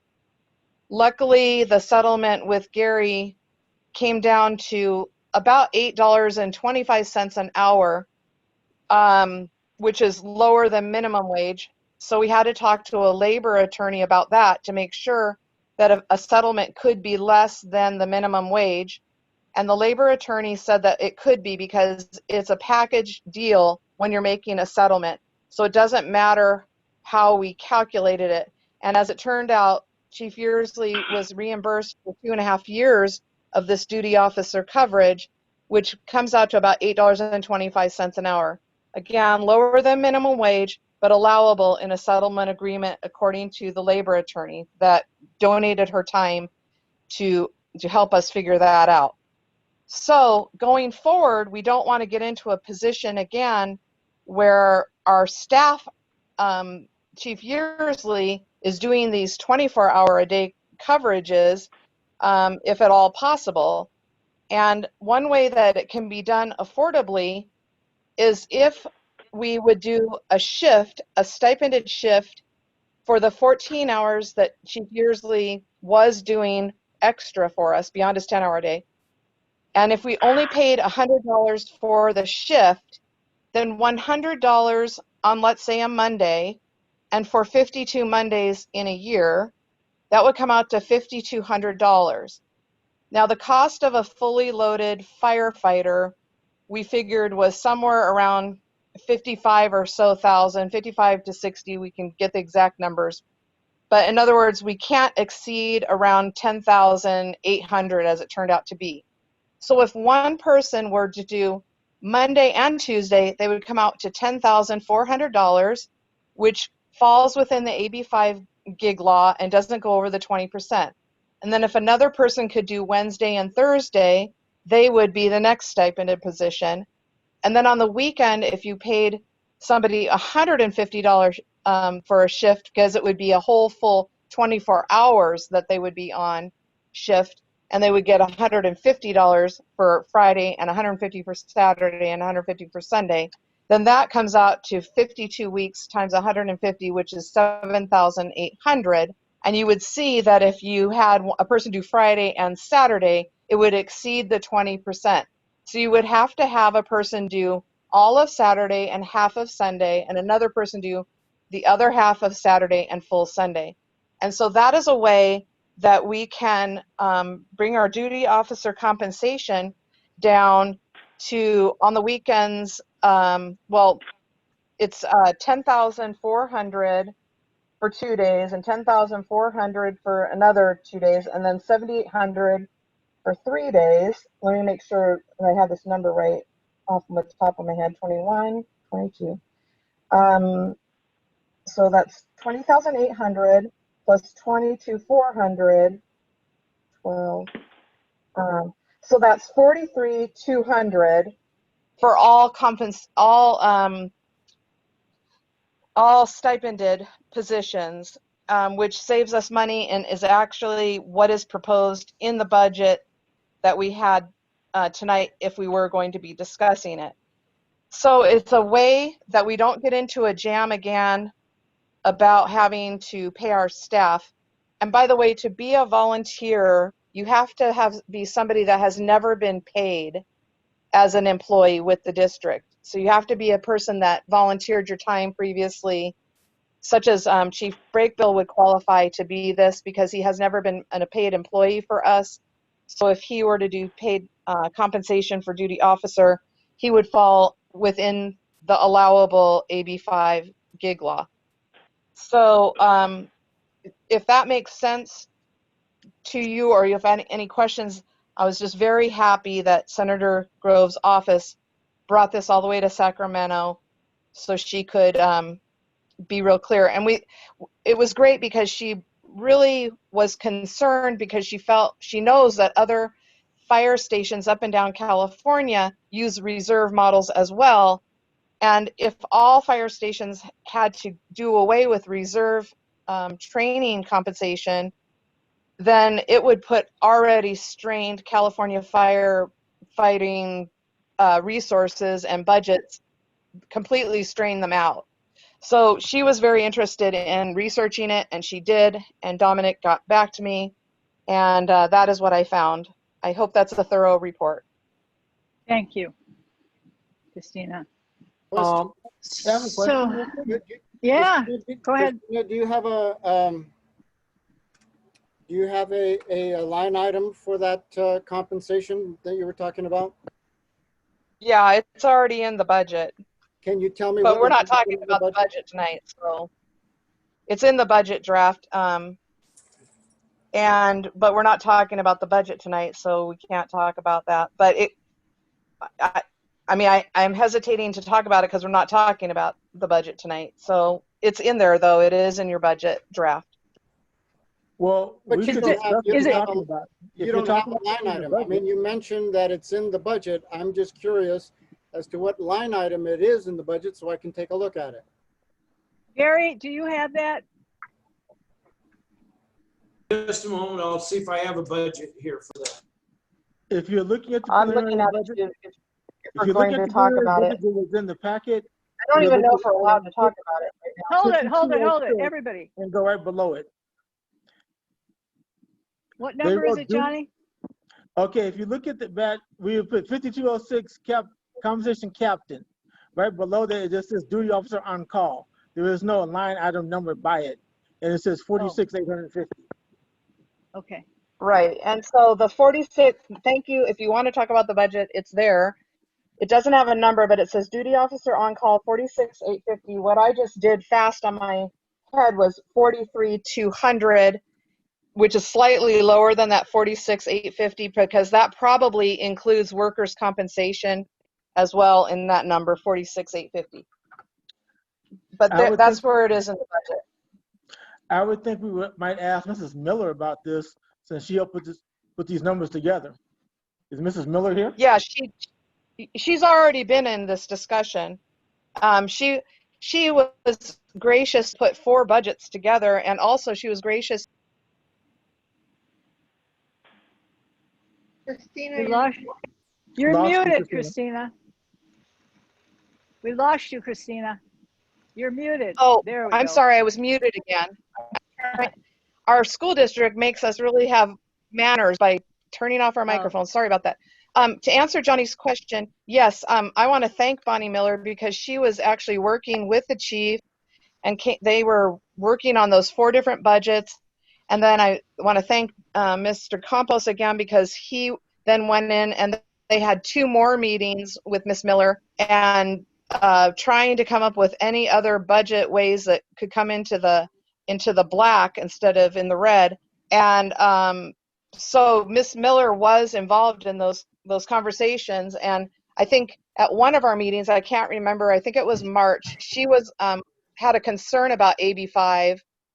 And so that's why I actually went to Senator Grove's office to see if they could get some clarification from Sacramento about whether our reserve way we pay reserves and the way we could pay volunteers, if it would be in conflict with AB5, and I'm glad that we found out we're not. I know she had mentioned something about stipends. That's all I was asking. Pardon me? I know once before we had talked about stipends, and Mrs. Miller had a concern with that. That's all I was asking. She did, exactly. So we now had the answer from Senator Grove's office that we shouldn't be concerned about that anymore. we're within the law of AB 5 according to Senator Grove's office. And their conversations with Sacramento, with the legislative person who authored the legislation, who is a assemblywoman from San Diego. Oh, Bonnie has her hand up to speak. Hi, Bonnie. Hi. Hi.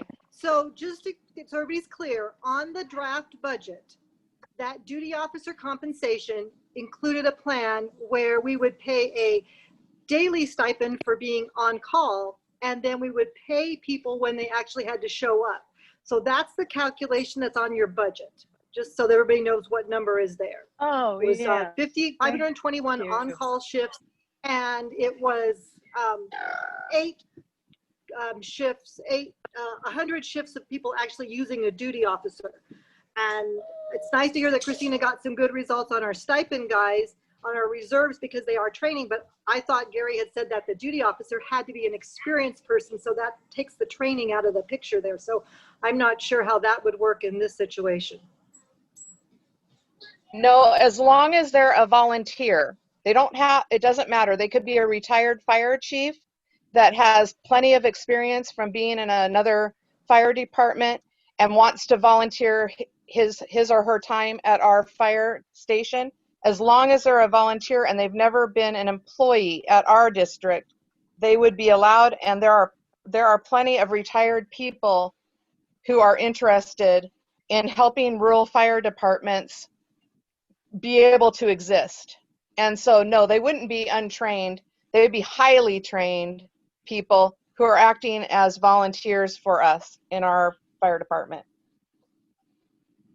Okay, so currently our volunteer, wait a minute. Go ahead. One more comment, Gayl. Yeah, of course. Our guys on stipends right now get a stipend for showing up for travel, but because they don't account to the district for their expenses, those stipends are given to them on a 1099 at the end of the year.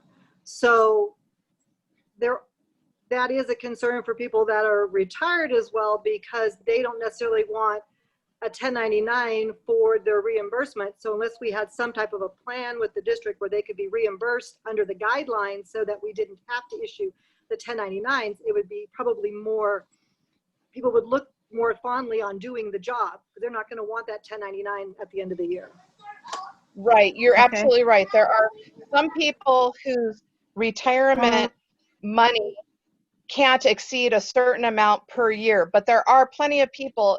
I believe, like, if I retired right now, I could still receive compensation of about $49,000 according to the Social Security Administration and my PERS retirement. I can still make $49,000 as a consultant if I retired today and still be fine in getting that in a 1099. So I've checked into that as a round number for myself. But you're right. Anybody who would want to apply for this position would need to talk with their tax accountant to make sure if they got a 1099 for $5,200 or maybe $10,800, that it would be allowable with their retirement configurations. Everybody will be different. Actually, that wasn't my point. My point was that they end up paying self-employment tax and other taxes on that. So if we could figure out an actual accountable reimbursement plan for the volunteer expenses, it would alleviate that situation. So I wasn't concerned about whether they could or could not work. It's just a better compensation module so that we're just reimbursing for their actual expenses. Yeah. So can we figure that we'll go ahead and figure that out, right? It's very appreciated. Very appreciated, Bonnie, that you're helping us work on this and bring up the right questions, and then we go and find the answers out and so forth. And we really appreciate you very much. So since we're not, are there going to be any objections to passing this tonight? It is an action item. What did we do? For duty coverage. How we're going to pay duty coverage. Did we have to establish how we're paying duty coverage? Yeah, that's what, I really honestly think, Gayl, it's premature because okay, it's part of the budget discussion, and I think we have okay, to wait till September because it's all okay, part of the budget discussion. That's why I hesitated to talk about it in numbers because we already pulled that off the agenda tonight. okay. You All know, right. this- It might also be a good idea to put this before the budget. Okay, In September?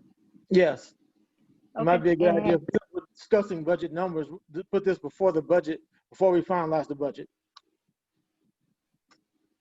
all righty, Yeah, will I think we do. have to do that. Because also I would like to see, you know, Kristina did a tremendous amount of work, and there's a lot of facts and figures and numbers and dates and circles and arrows and paragraphs describing what each one was, that, you know, just listening to it, quite honestly, get a little confused trying to write all the numbers down. So it'd be nice to see, you know, ahead of time what it is that she's proposing.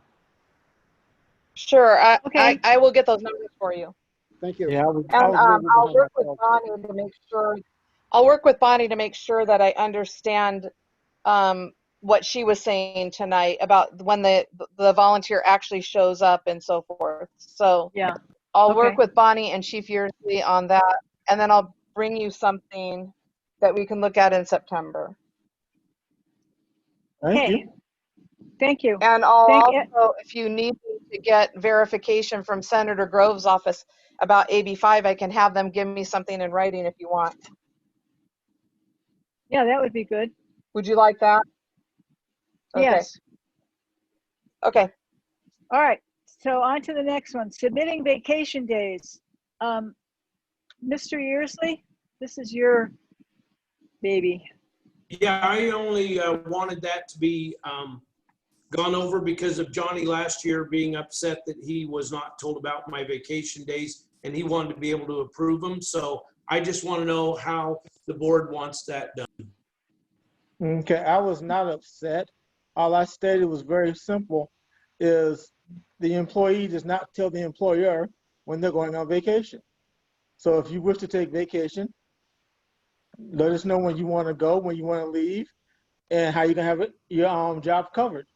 We can look at it and see if there's anything that we feel that we need you here for, and say yes or no.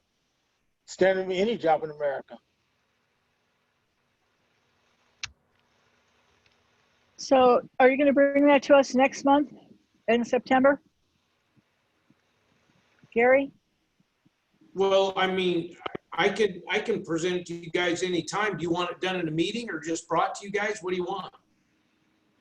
Yeah, I mean, we don't really need to approve. We give him so many vacation days a month, or for every hour he puts in, he gets a certain amount of vacation days. And we just want to know when you're going to be gone. Just so we have that in our, so we know about that. I don't even think that needs to be brought to a meeting. Do you You want can it just give us a meeting or what do you want it submitted through? It should be brought to a meeting. It is in the financial practices policy that the board will approve the manager's vacation. So, you know, if he has the dates today, he can give us the dates right now. Everybody can look at their calendars. If there's anything that we feel that we need the manager here for, we can say so. If not, then we can approve it.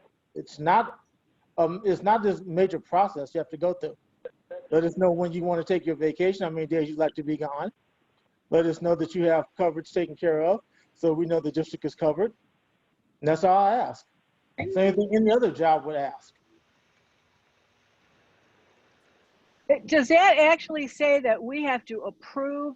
I thought in our book that we had to approve how many days he gets for how many hours he puts in. I didn't see where we had to approve when he left or when he took his vacation days. The actual part about approving his time he gets is part of his compensation. That's part of either his contract, because it goes under his compensation. Yeah, how right. many hours, that's in his contract. All I'm saying is in the financial practice, it says he takes vacation at the will of the board.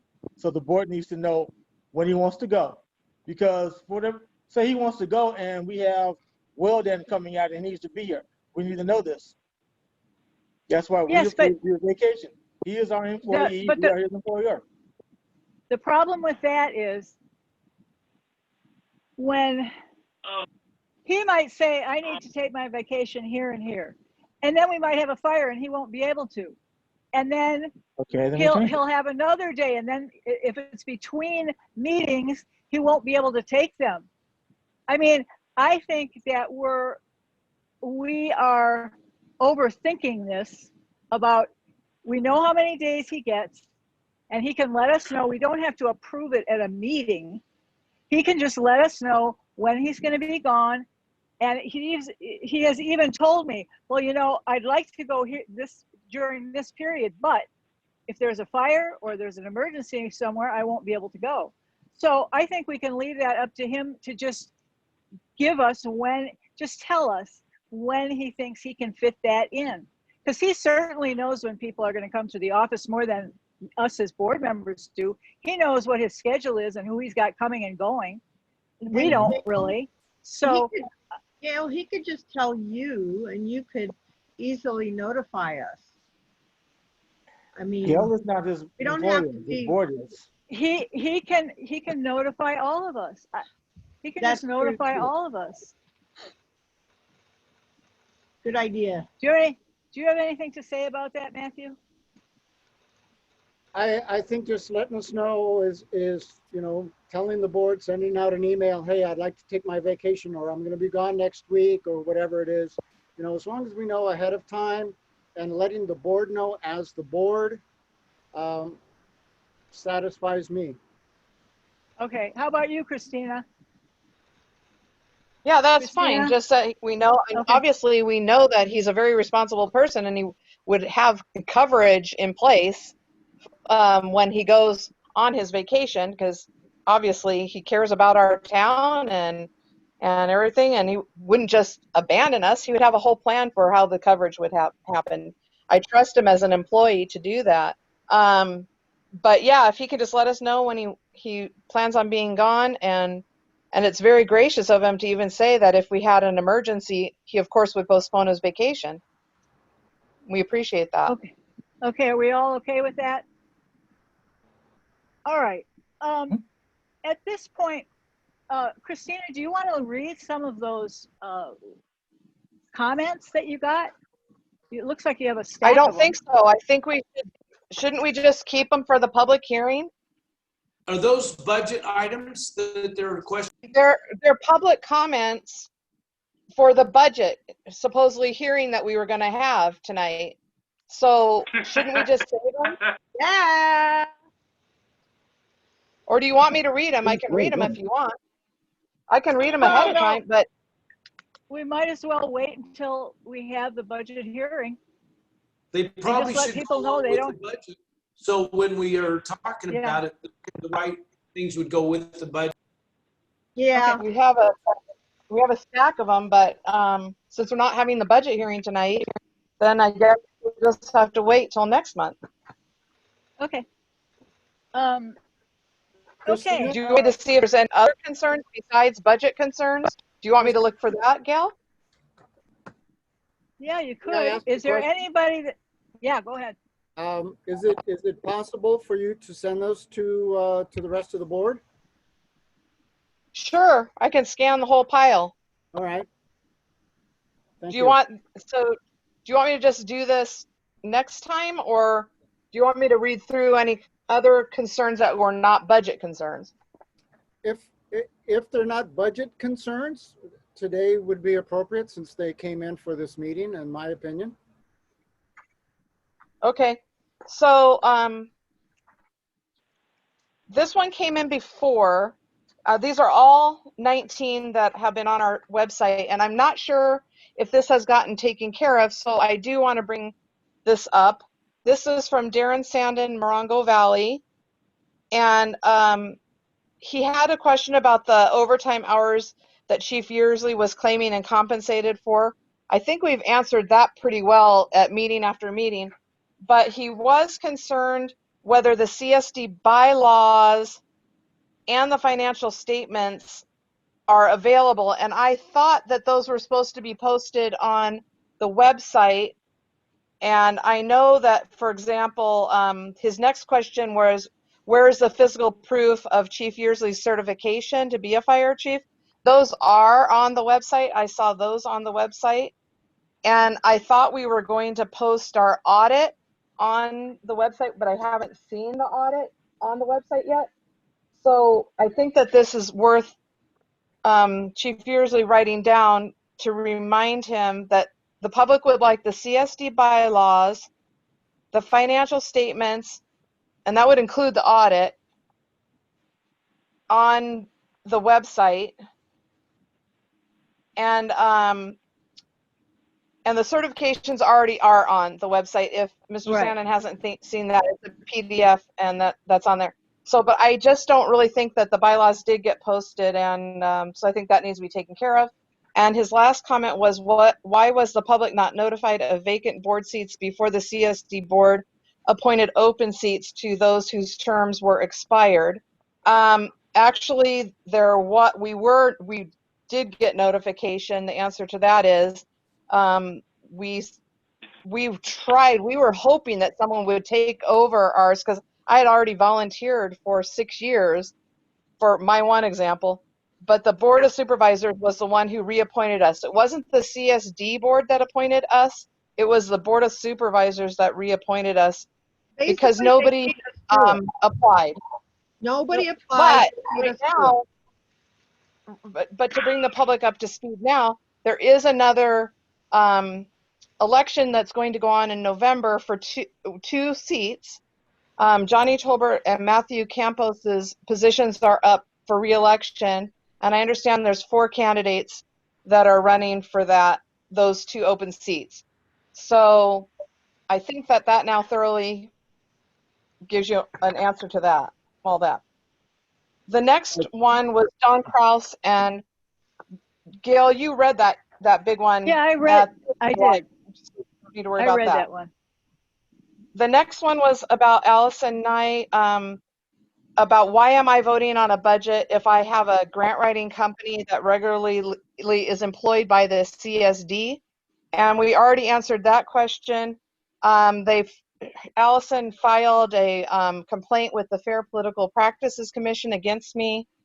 They denied the claim because there was no evidence, and our bookkeeper Bonnie and a board member Johnny Tolbert verified that I have never ever been employed by Morongo Valley CSD. I've never have received 1 penny of compensation. So the question about why am I voting on a budget proposal is now a moot issue. She also felt that I should step down. And why would someone with a conflict of interest vote on a budget? Well, I don't have a conflict of interest. I've never been employed by the CSD. Next one is from Allison Nye again. She's talking about, she wrote off-duty officer, but I think she really means duty officer, but she said off-duty officer should not be a paid position. So this is kind of talking about the... Kristina, you got muted. Kristina. You're muted. Oh. There you Okay, go. am I there? Okay. Okay, yeah. Sorry, the next one's from Allison Nye again. She said that an off-duty officer should not be a paid position. I think she means duty officer. I don't think she means off-duty officer, because that would not make sense that somebody's off-duty, they're a duty officer. And she said it's a responsibility for firefighters. It's not a financial position. It was never on a past budget proposal. And then yet Chief Yearsley received $81,000 for his quote unquote, she put vernal, VERNAL contract. And the board supposedly went against its own legal counsel on that matter. And he didn't have any proof, and yet he got paid with taxpayer money. And she's claiming that there was a misappropriation of taxpayer money. And if Chief Yearsley was never called while being off duty, why is he getting paid for being on standby? Was not utilized in the past, so why is it considered a paid position for the upcoming budget proposal? She feels like it's a waste of taxpayer money. And so that's a little bit of a crossover between old business of why did we compensate him. We've already gone over that tonight about his settlement, which came out to $8.25 an hour. and why we had to do that. So the other one is Came a out to budget question. $82,000. That was for 2.5 years of compensation for those 14 hours every night that he covered that we already went over tonight. Yeah, we went over that. Kristina, go on to the next one. Many So times. we've gone over that like about 4 meetings so far. Another one from Allison. They're demanding that I resign due to my disqualifying acts of financial interest, according to the Fair Political Practices Committee, being an employee of a grant writing company and getting financial reimbursement from the CSD while being a board member's disqualifying conflict of interest. She needs to step down, she has to resign, and recuse herself from the Kristina. upcoming budget proposal. We've already explained Kristina, that. we went over this. We already explained it. I know, but I'm just telling you what they all came in. This next one's from Okay. Daniel Madden. Where is fire engine 461 and why don't we have a backup type 1 engine in place? That's his question. It's kind of a budget question too, but why don't we have one in place? Well, if we had a ton of money, we'd have a ton more equipment. And it sounded like tonight Chief Yearsley said he has a plan for possibly getting us a type 3 engine with the compensation we're getting for the fires that we've been on. This one, it's blank. The next one is Jeff Kate, K-A-T-E, from Morongo Valley. He wrote in all 4 questions, no comment, no comment. Next one from Sue Lefebvre. I think I'm pronouncing her last name right. I'm not French, but I'm trying. She lives in Morongo Valley. Regarding the new budget, please keep the Director of Operations as a separate function from Fire Chief, as was done in the past. That's her comment. Okay. Sue again. Sue Lefebvre, again from Morongo. Compensation for Operations Manager. The board just acknowledged that $24,000 spent for Operations Manager, which they feel is a savings. Unless you look at the details and see nothing happen for $24,000, a total loss for the community. So she doesn't, I guess, think that Gary does anything as in his general manager capacity. But if she were to read the job description that we approved at the July meeting, she would see all the things that he does as a general manager and all the things he does as a fire chief and all the things he does as a secretary to the board. Another one from Sue. It is duplicative of the one I just read. Okay. Next one from Sue again. Unless the community has access to financial statement, which has never happened, you cannot possibly accuse us of not understanding true costs of combined versus separate operations and fire chief positions. So that goes back to what I just said at the beginning with Darin Sanden's comment. We need to put those budgets on the website. Okay. Okay, next. Again, Sue. The board of directors is pushing through a budget that does not represent the voice of the community with no transparency, no financial statement, no voice. The community is being ignored. Sad. So again, we need to put the budgets on the website. Right. Sue, again, budget and separate director of operations she wants, and the board uses a method of requesting public comment that's difficult to find and makes it very easy to claim that the public's not concerned. However, this link is not published anywhere, the website's difficult to find, and then trying to navigate the links is another means of leaving public comment out of the conversation. How is it that the community manages to get together and conversate, and yet the CSD board has no clue how to meaningfully include the community? And so I think that might be something that we addressed tonight at the meeting, which is the community is going to develop its own committee and be able to report to our CSD board. So that we covered that. Right. Another one from Sue. I did not go through these at the time. So Sue, she just wrote the word Facebook. I don't know why, but Facebook. And then she said, can you please advise how the community can participate? You silence us and do not provide a user-friendly way to communicate. Again, we have the forms that she's actually very graciously filling out for us. And she obviously found a way to do that. And obviously at our meetings, we're actually letting people talk because I mean, when we first started doing Zoom, people didn't quite know their manners and everyone was shouting out. But now with the digital COVID situation, people are understanding their manners to stay on mute until you're called on and things like that. So we're actually allowing participants to speak because it's much more organized. Another one from Allison Nye. There's a great disconnect between the board and the community. Perhaps we should create a community committee for the board to facilitate the community instead of talking down to social media. And so I think we are taking care of that. We went over that tonight. Shanna Overcast, Morongo Valley. Can we please get public access to Wi-Fi at the park for students, distance and independent learning while we're at the park?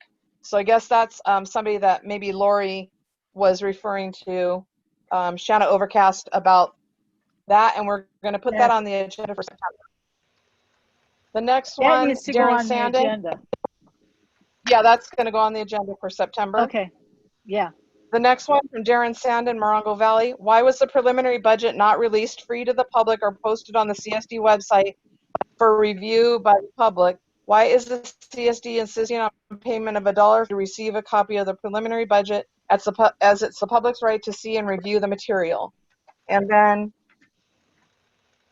we have a petition signed by Morongo Valley citizens voicing concerns regarding the need to separate the general manager and the fire chief position. Will the board take this petition into consideration? So that's another reason why the budgets need to be on the website. And as far as his question about a petition and all this, of course, we would love to see that.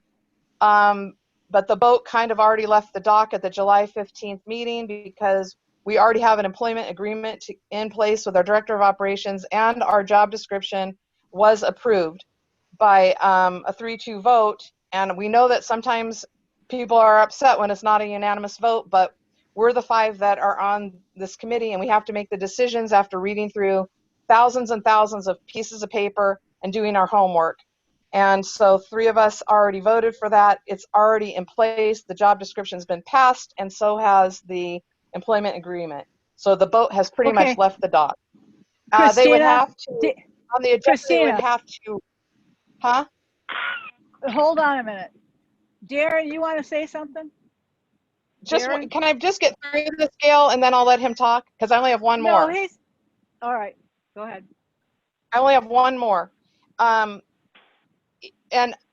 if they want to bring that up with the petition, they'll need to put an agenda item on to rescind the current agreement that we have and rescind the job description. That is the way that would have to go.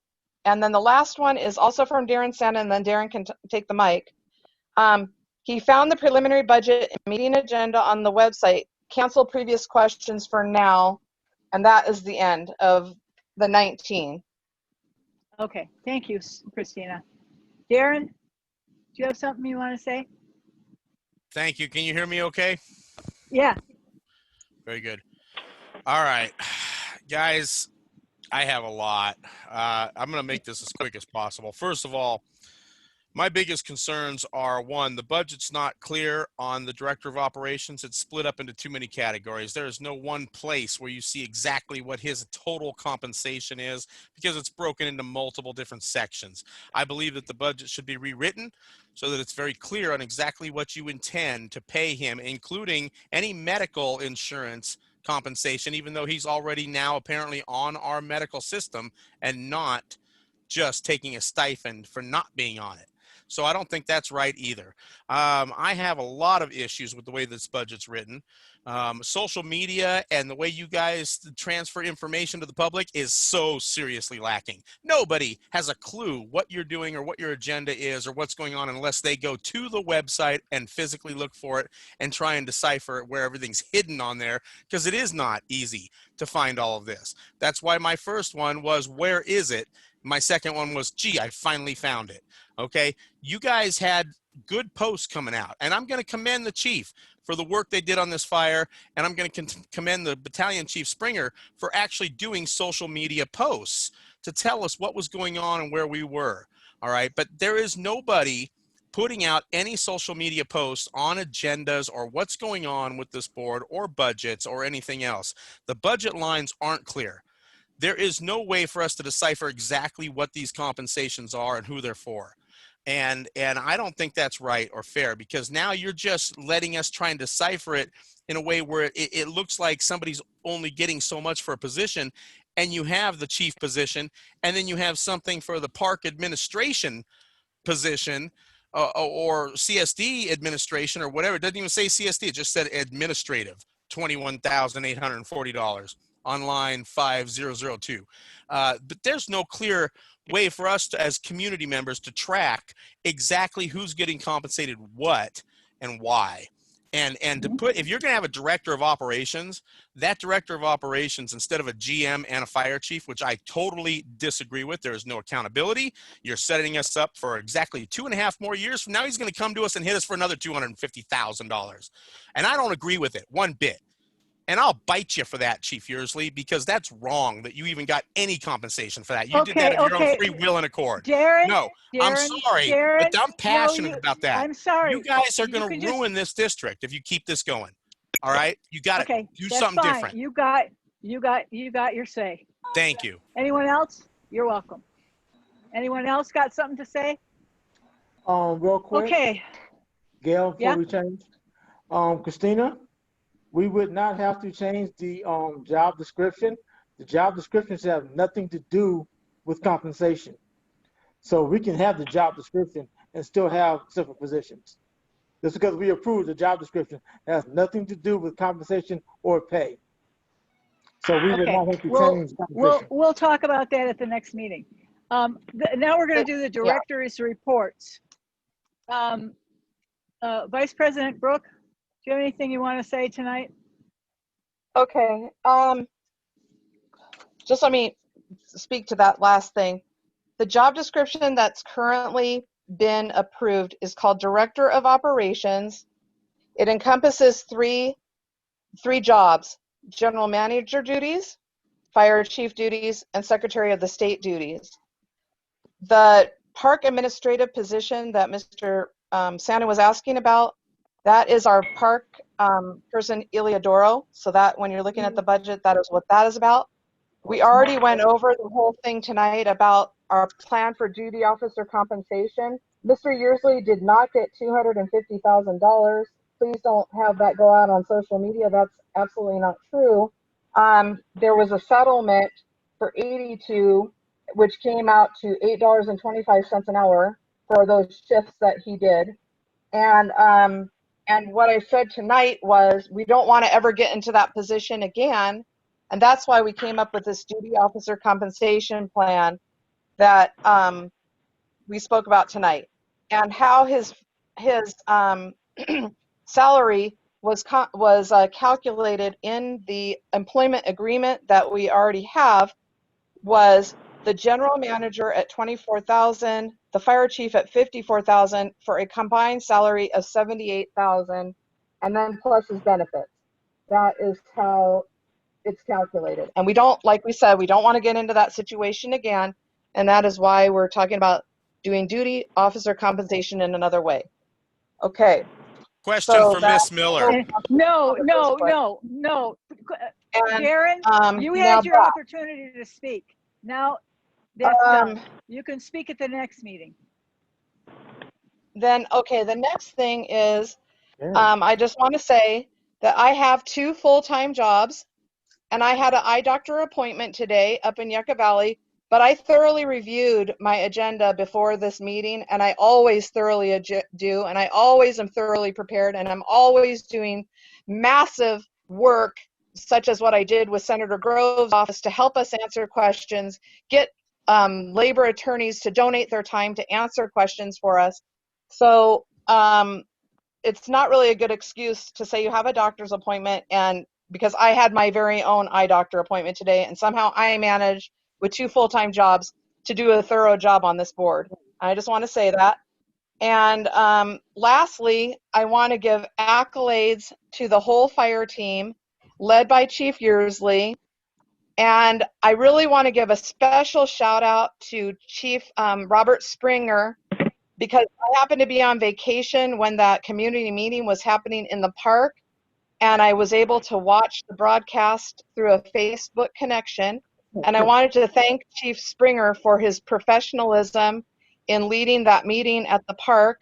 I wanted to thank him for how very professionally he spoke of our Fire Chief Yearsley being in Riverside County at the command post and the reason why Chief Yearsley wasn't in town. I wanted to thank him very much for how professional he was at that meeting. And I want to thank all the firefighters and the ones who are out right now helping with strike team operations and sacrificing their time and family time and everything else. And you did a phenomenal job. We really appreciate you being on that Riverside County and state team, Chief Yearsley, because you were the one who pushed for that backfire that finally put the fire out. And you obviously know your fire operations, and we are so blessed to have you in our community. So I just wanted to say thank you very much. And that is all my comments tonight. Okay. Director Klimowicz. What she said. Okay. I All just right. want to say thank you very much for our fire department and everything that's happened in the last month or so and how well it was taken care of. I'm very concerned. Not that anybody cares when I'm concerned, but I'm concerned that the community doesn't realize how little money we really have and compared to what it costs to run this fire department and what will happen if we lose it. That whole scenario of that fire would have been completely different. That's all I have to say. Okay, thank you. Director Tolbert. Start off by saying thank you to the men and women of Morongo Valley Fire Department. I know you put in a ton of extra days. I know Chief Springer was there, I believe, 18 days straight. I believe Chief Yearsley was there like 15 days straight. Thank you for your hard work. Thank you for your professionalism. Also, addressing some issues that we've had with this board, I had spoken with CSDA, the California Special District Association, and I spoke with one of their chief attorneys today. No one has the authority by California law to remove any board member from a meeting. We cannot do that. The law says it is illegal. Also, when you speak to council, you find out that when a board member says they do not have everything, we cannot go forward. We all have to have the same information. That information must also be available for public record. If we're not doing that, we are not doing our job. If there's an issue with the agenda, we have two people to sign it, the board president and the board secretary. It is their job to sign it. When they sign it, they are saying they have read it and it is correct. If it is not correct, we should not be pointing fingers at district staff or anyone else. Those people who signed it. Right now, I know today I received an email from Mr. Sanden with petitions with signatures on it. The people wanted to separate the two positions. I know for a fact I sent it to everyone's email, every board member, and to Chief Yearsley. We need to listen to the people who voted for us. We need to listen to the people who we work for. We work for the public, not the other way around. We don't have to worry about taking care of individual employees. Our job is to take care of the public. And we're not doing it. That's all I have. Matthew, Mr. Campos. Thank you. I appreciate that. First of all, also, I want to say my thanks and gratitude to our fire department, all of the men and women, our CSD that worked so diligently through this latest fire issue that we had. You know, on top of COVID, on top of the angst and everything else that's going on in our communities, in our world, to have to deal with that smoke, with that smog, with the ashes, with the choking, with everything else. I mean, it was a very stressful week.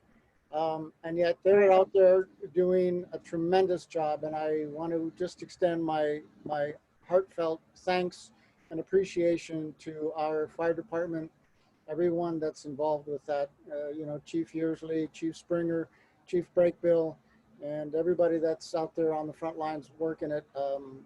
Appreciate it. Thank you very, very much. The time for filing has passed. And if you notice, of the 4 people that are running, my name is not amongst them. So I have served my 5 years, you know, with pride.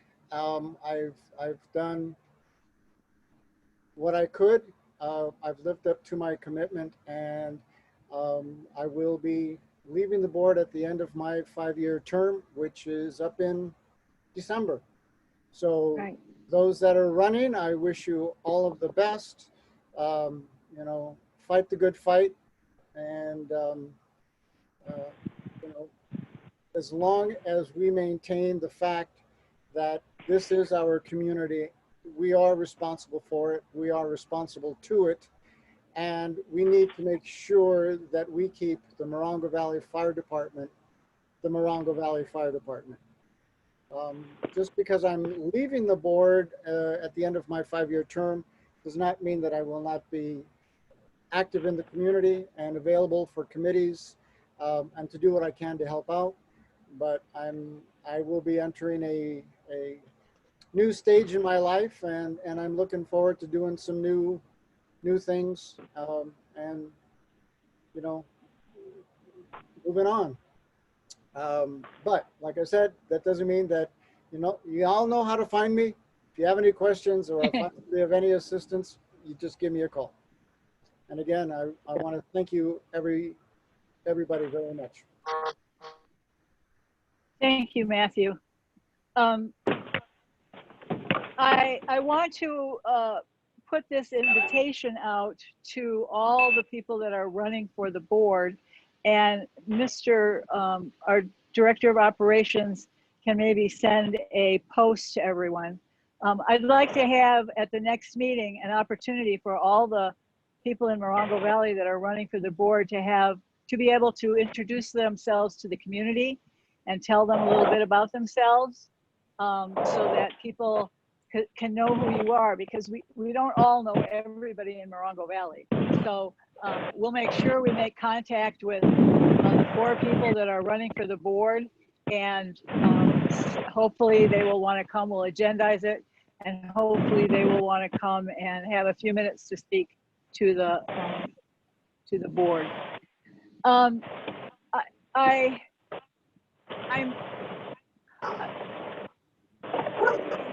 There are people in the community that have a different opinion of what is going on.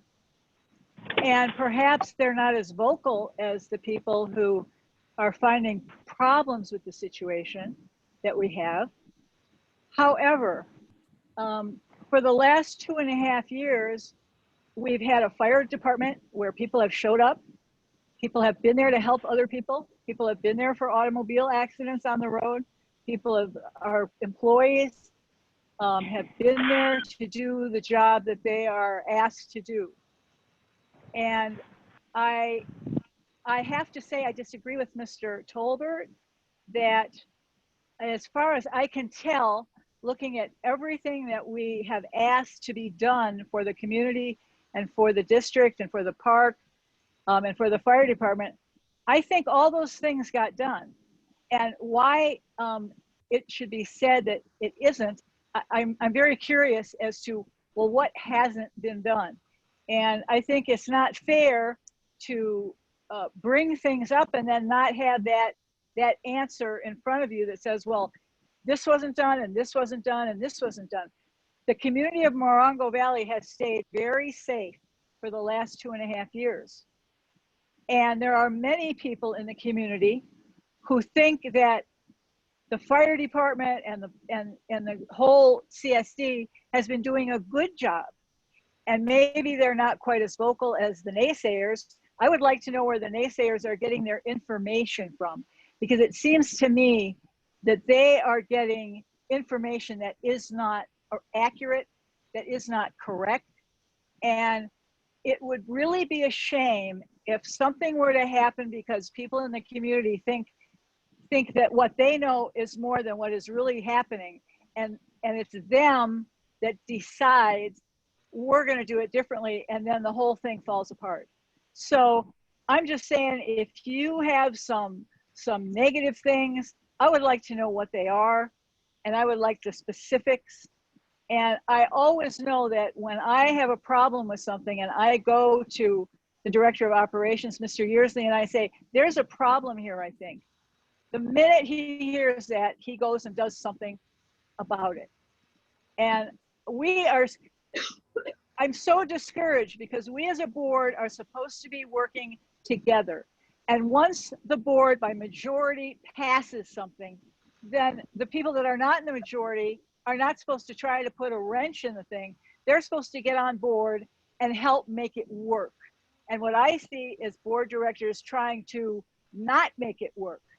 And it's very discouraging from my point of view when I look around and see what has been done in the park, all the improvements that were done in the park, and how the fire department is running smoothly. And we got a lot of new things for the fire department and for our fire guys. And it's very discouraging for me that some of the board members are, instead of trying to get on board and really help, like Kristina does and like Lori does, they're trying to tear it down all the time. And that is not a good way for us to move forward. We all have to work together on this. And I'm very disappointed that this has come to this. So that is my comments. We will have our next meeting on. Gayl? Yeah. I'd like Yes. to say one more thing. Oh, okay.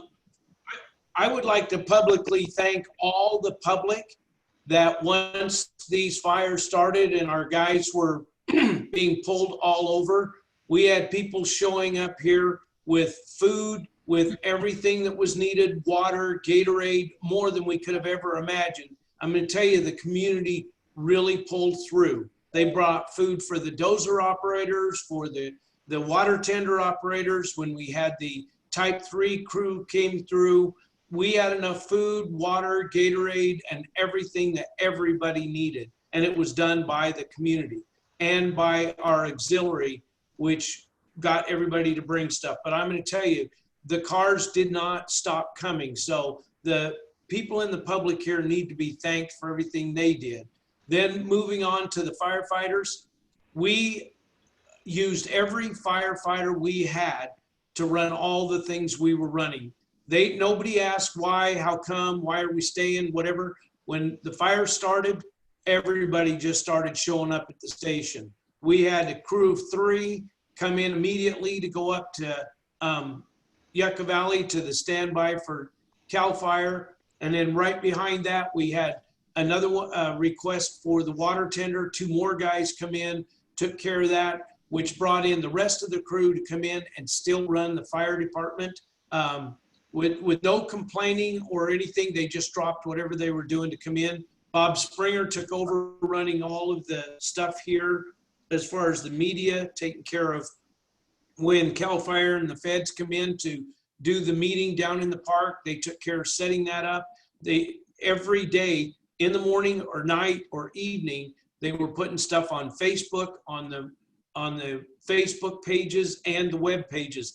Brittany in the office was day and night putting stuff on as it came up.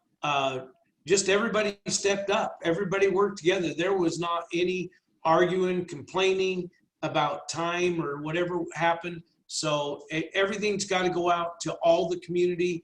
And our firefighters look like really good. They look like they were very well trained. They did their job, and everybody commended them on what they're doing. And they're still commending them up on lake fire. So everybody really should be proud, no matter what happens in the meetings or what people doesn't like.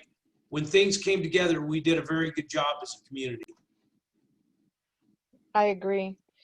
Gayl, I have one more comment, if you would allow. Okay. In light Yes, of go ahead. Dr. Campos' announcement. May I speak? Yeah, yeah. I wanted to just thank Director Campos for serving for those 5 years. And we hardly ever get a chance. This is the only time we get a chance to talk to all of us together. And so I don't feel like it's true to say that he hasn't worked on things, because I was so appreciative that Darin headed up a committee to try to address the community's concern about having the director of operations split back into 2 positions, general manager and fire chief. And he worked really diligently. There was 2 committee meetings that he had, and he tried to make it happen, and still the budget came back in the red. But I don't think it was fair to say that our other board members haven't done work, because you gave accolades to me and Lori, but I really want to say that Director Tolbert's been here a really long time, and he's done a lot of work over the years. And Director Campos, now that he's just made his announcement that he'll be leaving, I've always appreciated working with him on the board, and I so appreciated that he really tried. We tried to listen to the community when they had that concern, but yet the budget, we just can't make it come in the black any other way. So I just wanted to thank you, Director Campos, for serving for 5 years with us. Thank you. Appreciate it. Anything else? Okay, our next regular board meeting, where we will have a public, what is it we're going to have, Johnny? A public, Open public hearing. an open public hearing Sorry, I was muted. on September 16th, 2020 at 6 o'clock. Okay. With that, I think we're done. Is there a motion to adjourn? So moved. Is there a second? I second it. See you next month, guys. All right. Good night. Have a good night. Bye. You too.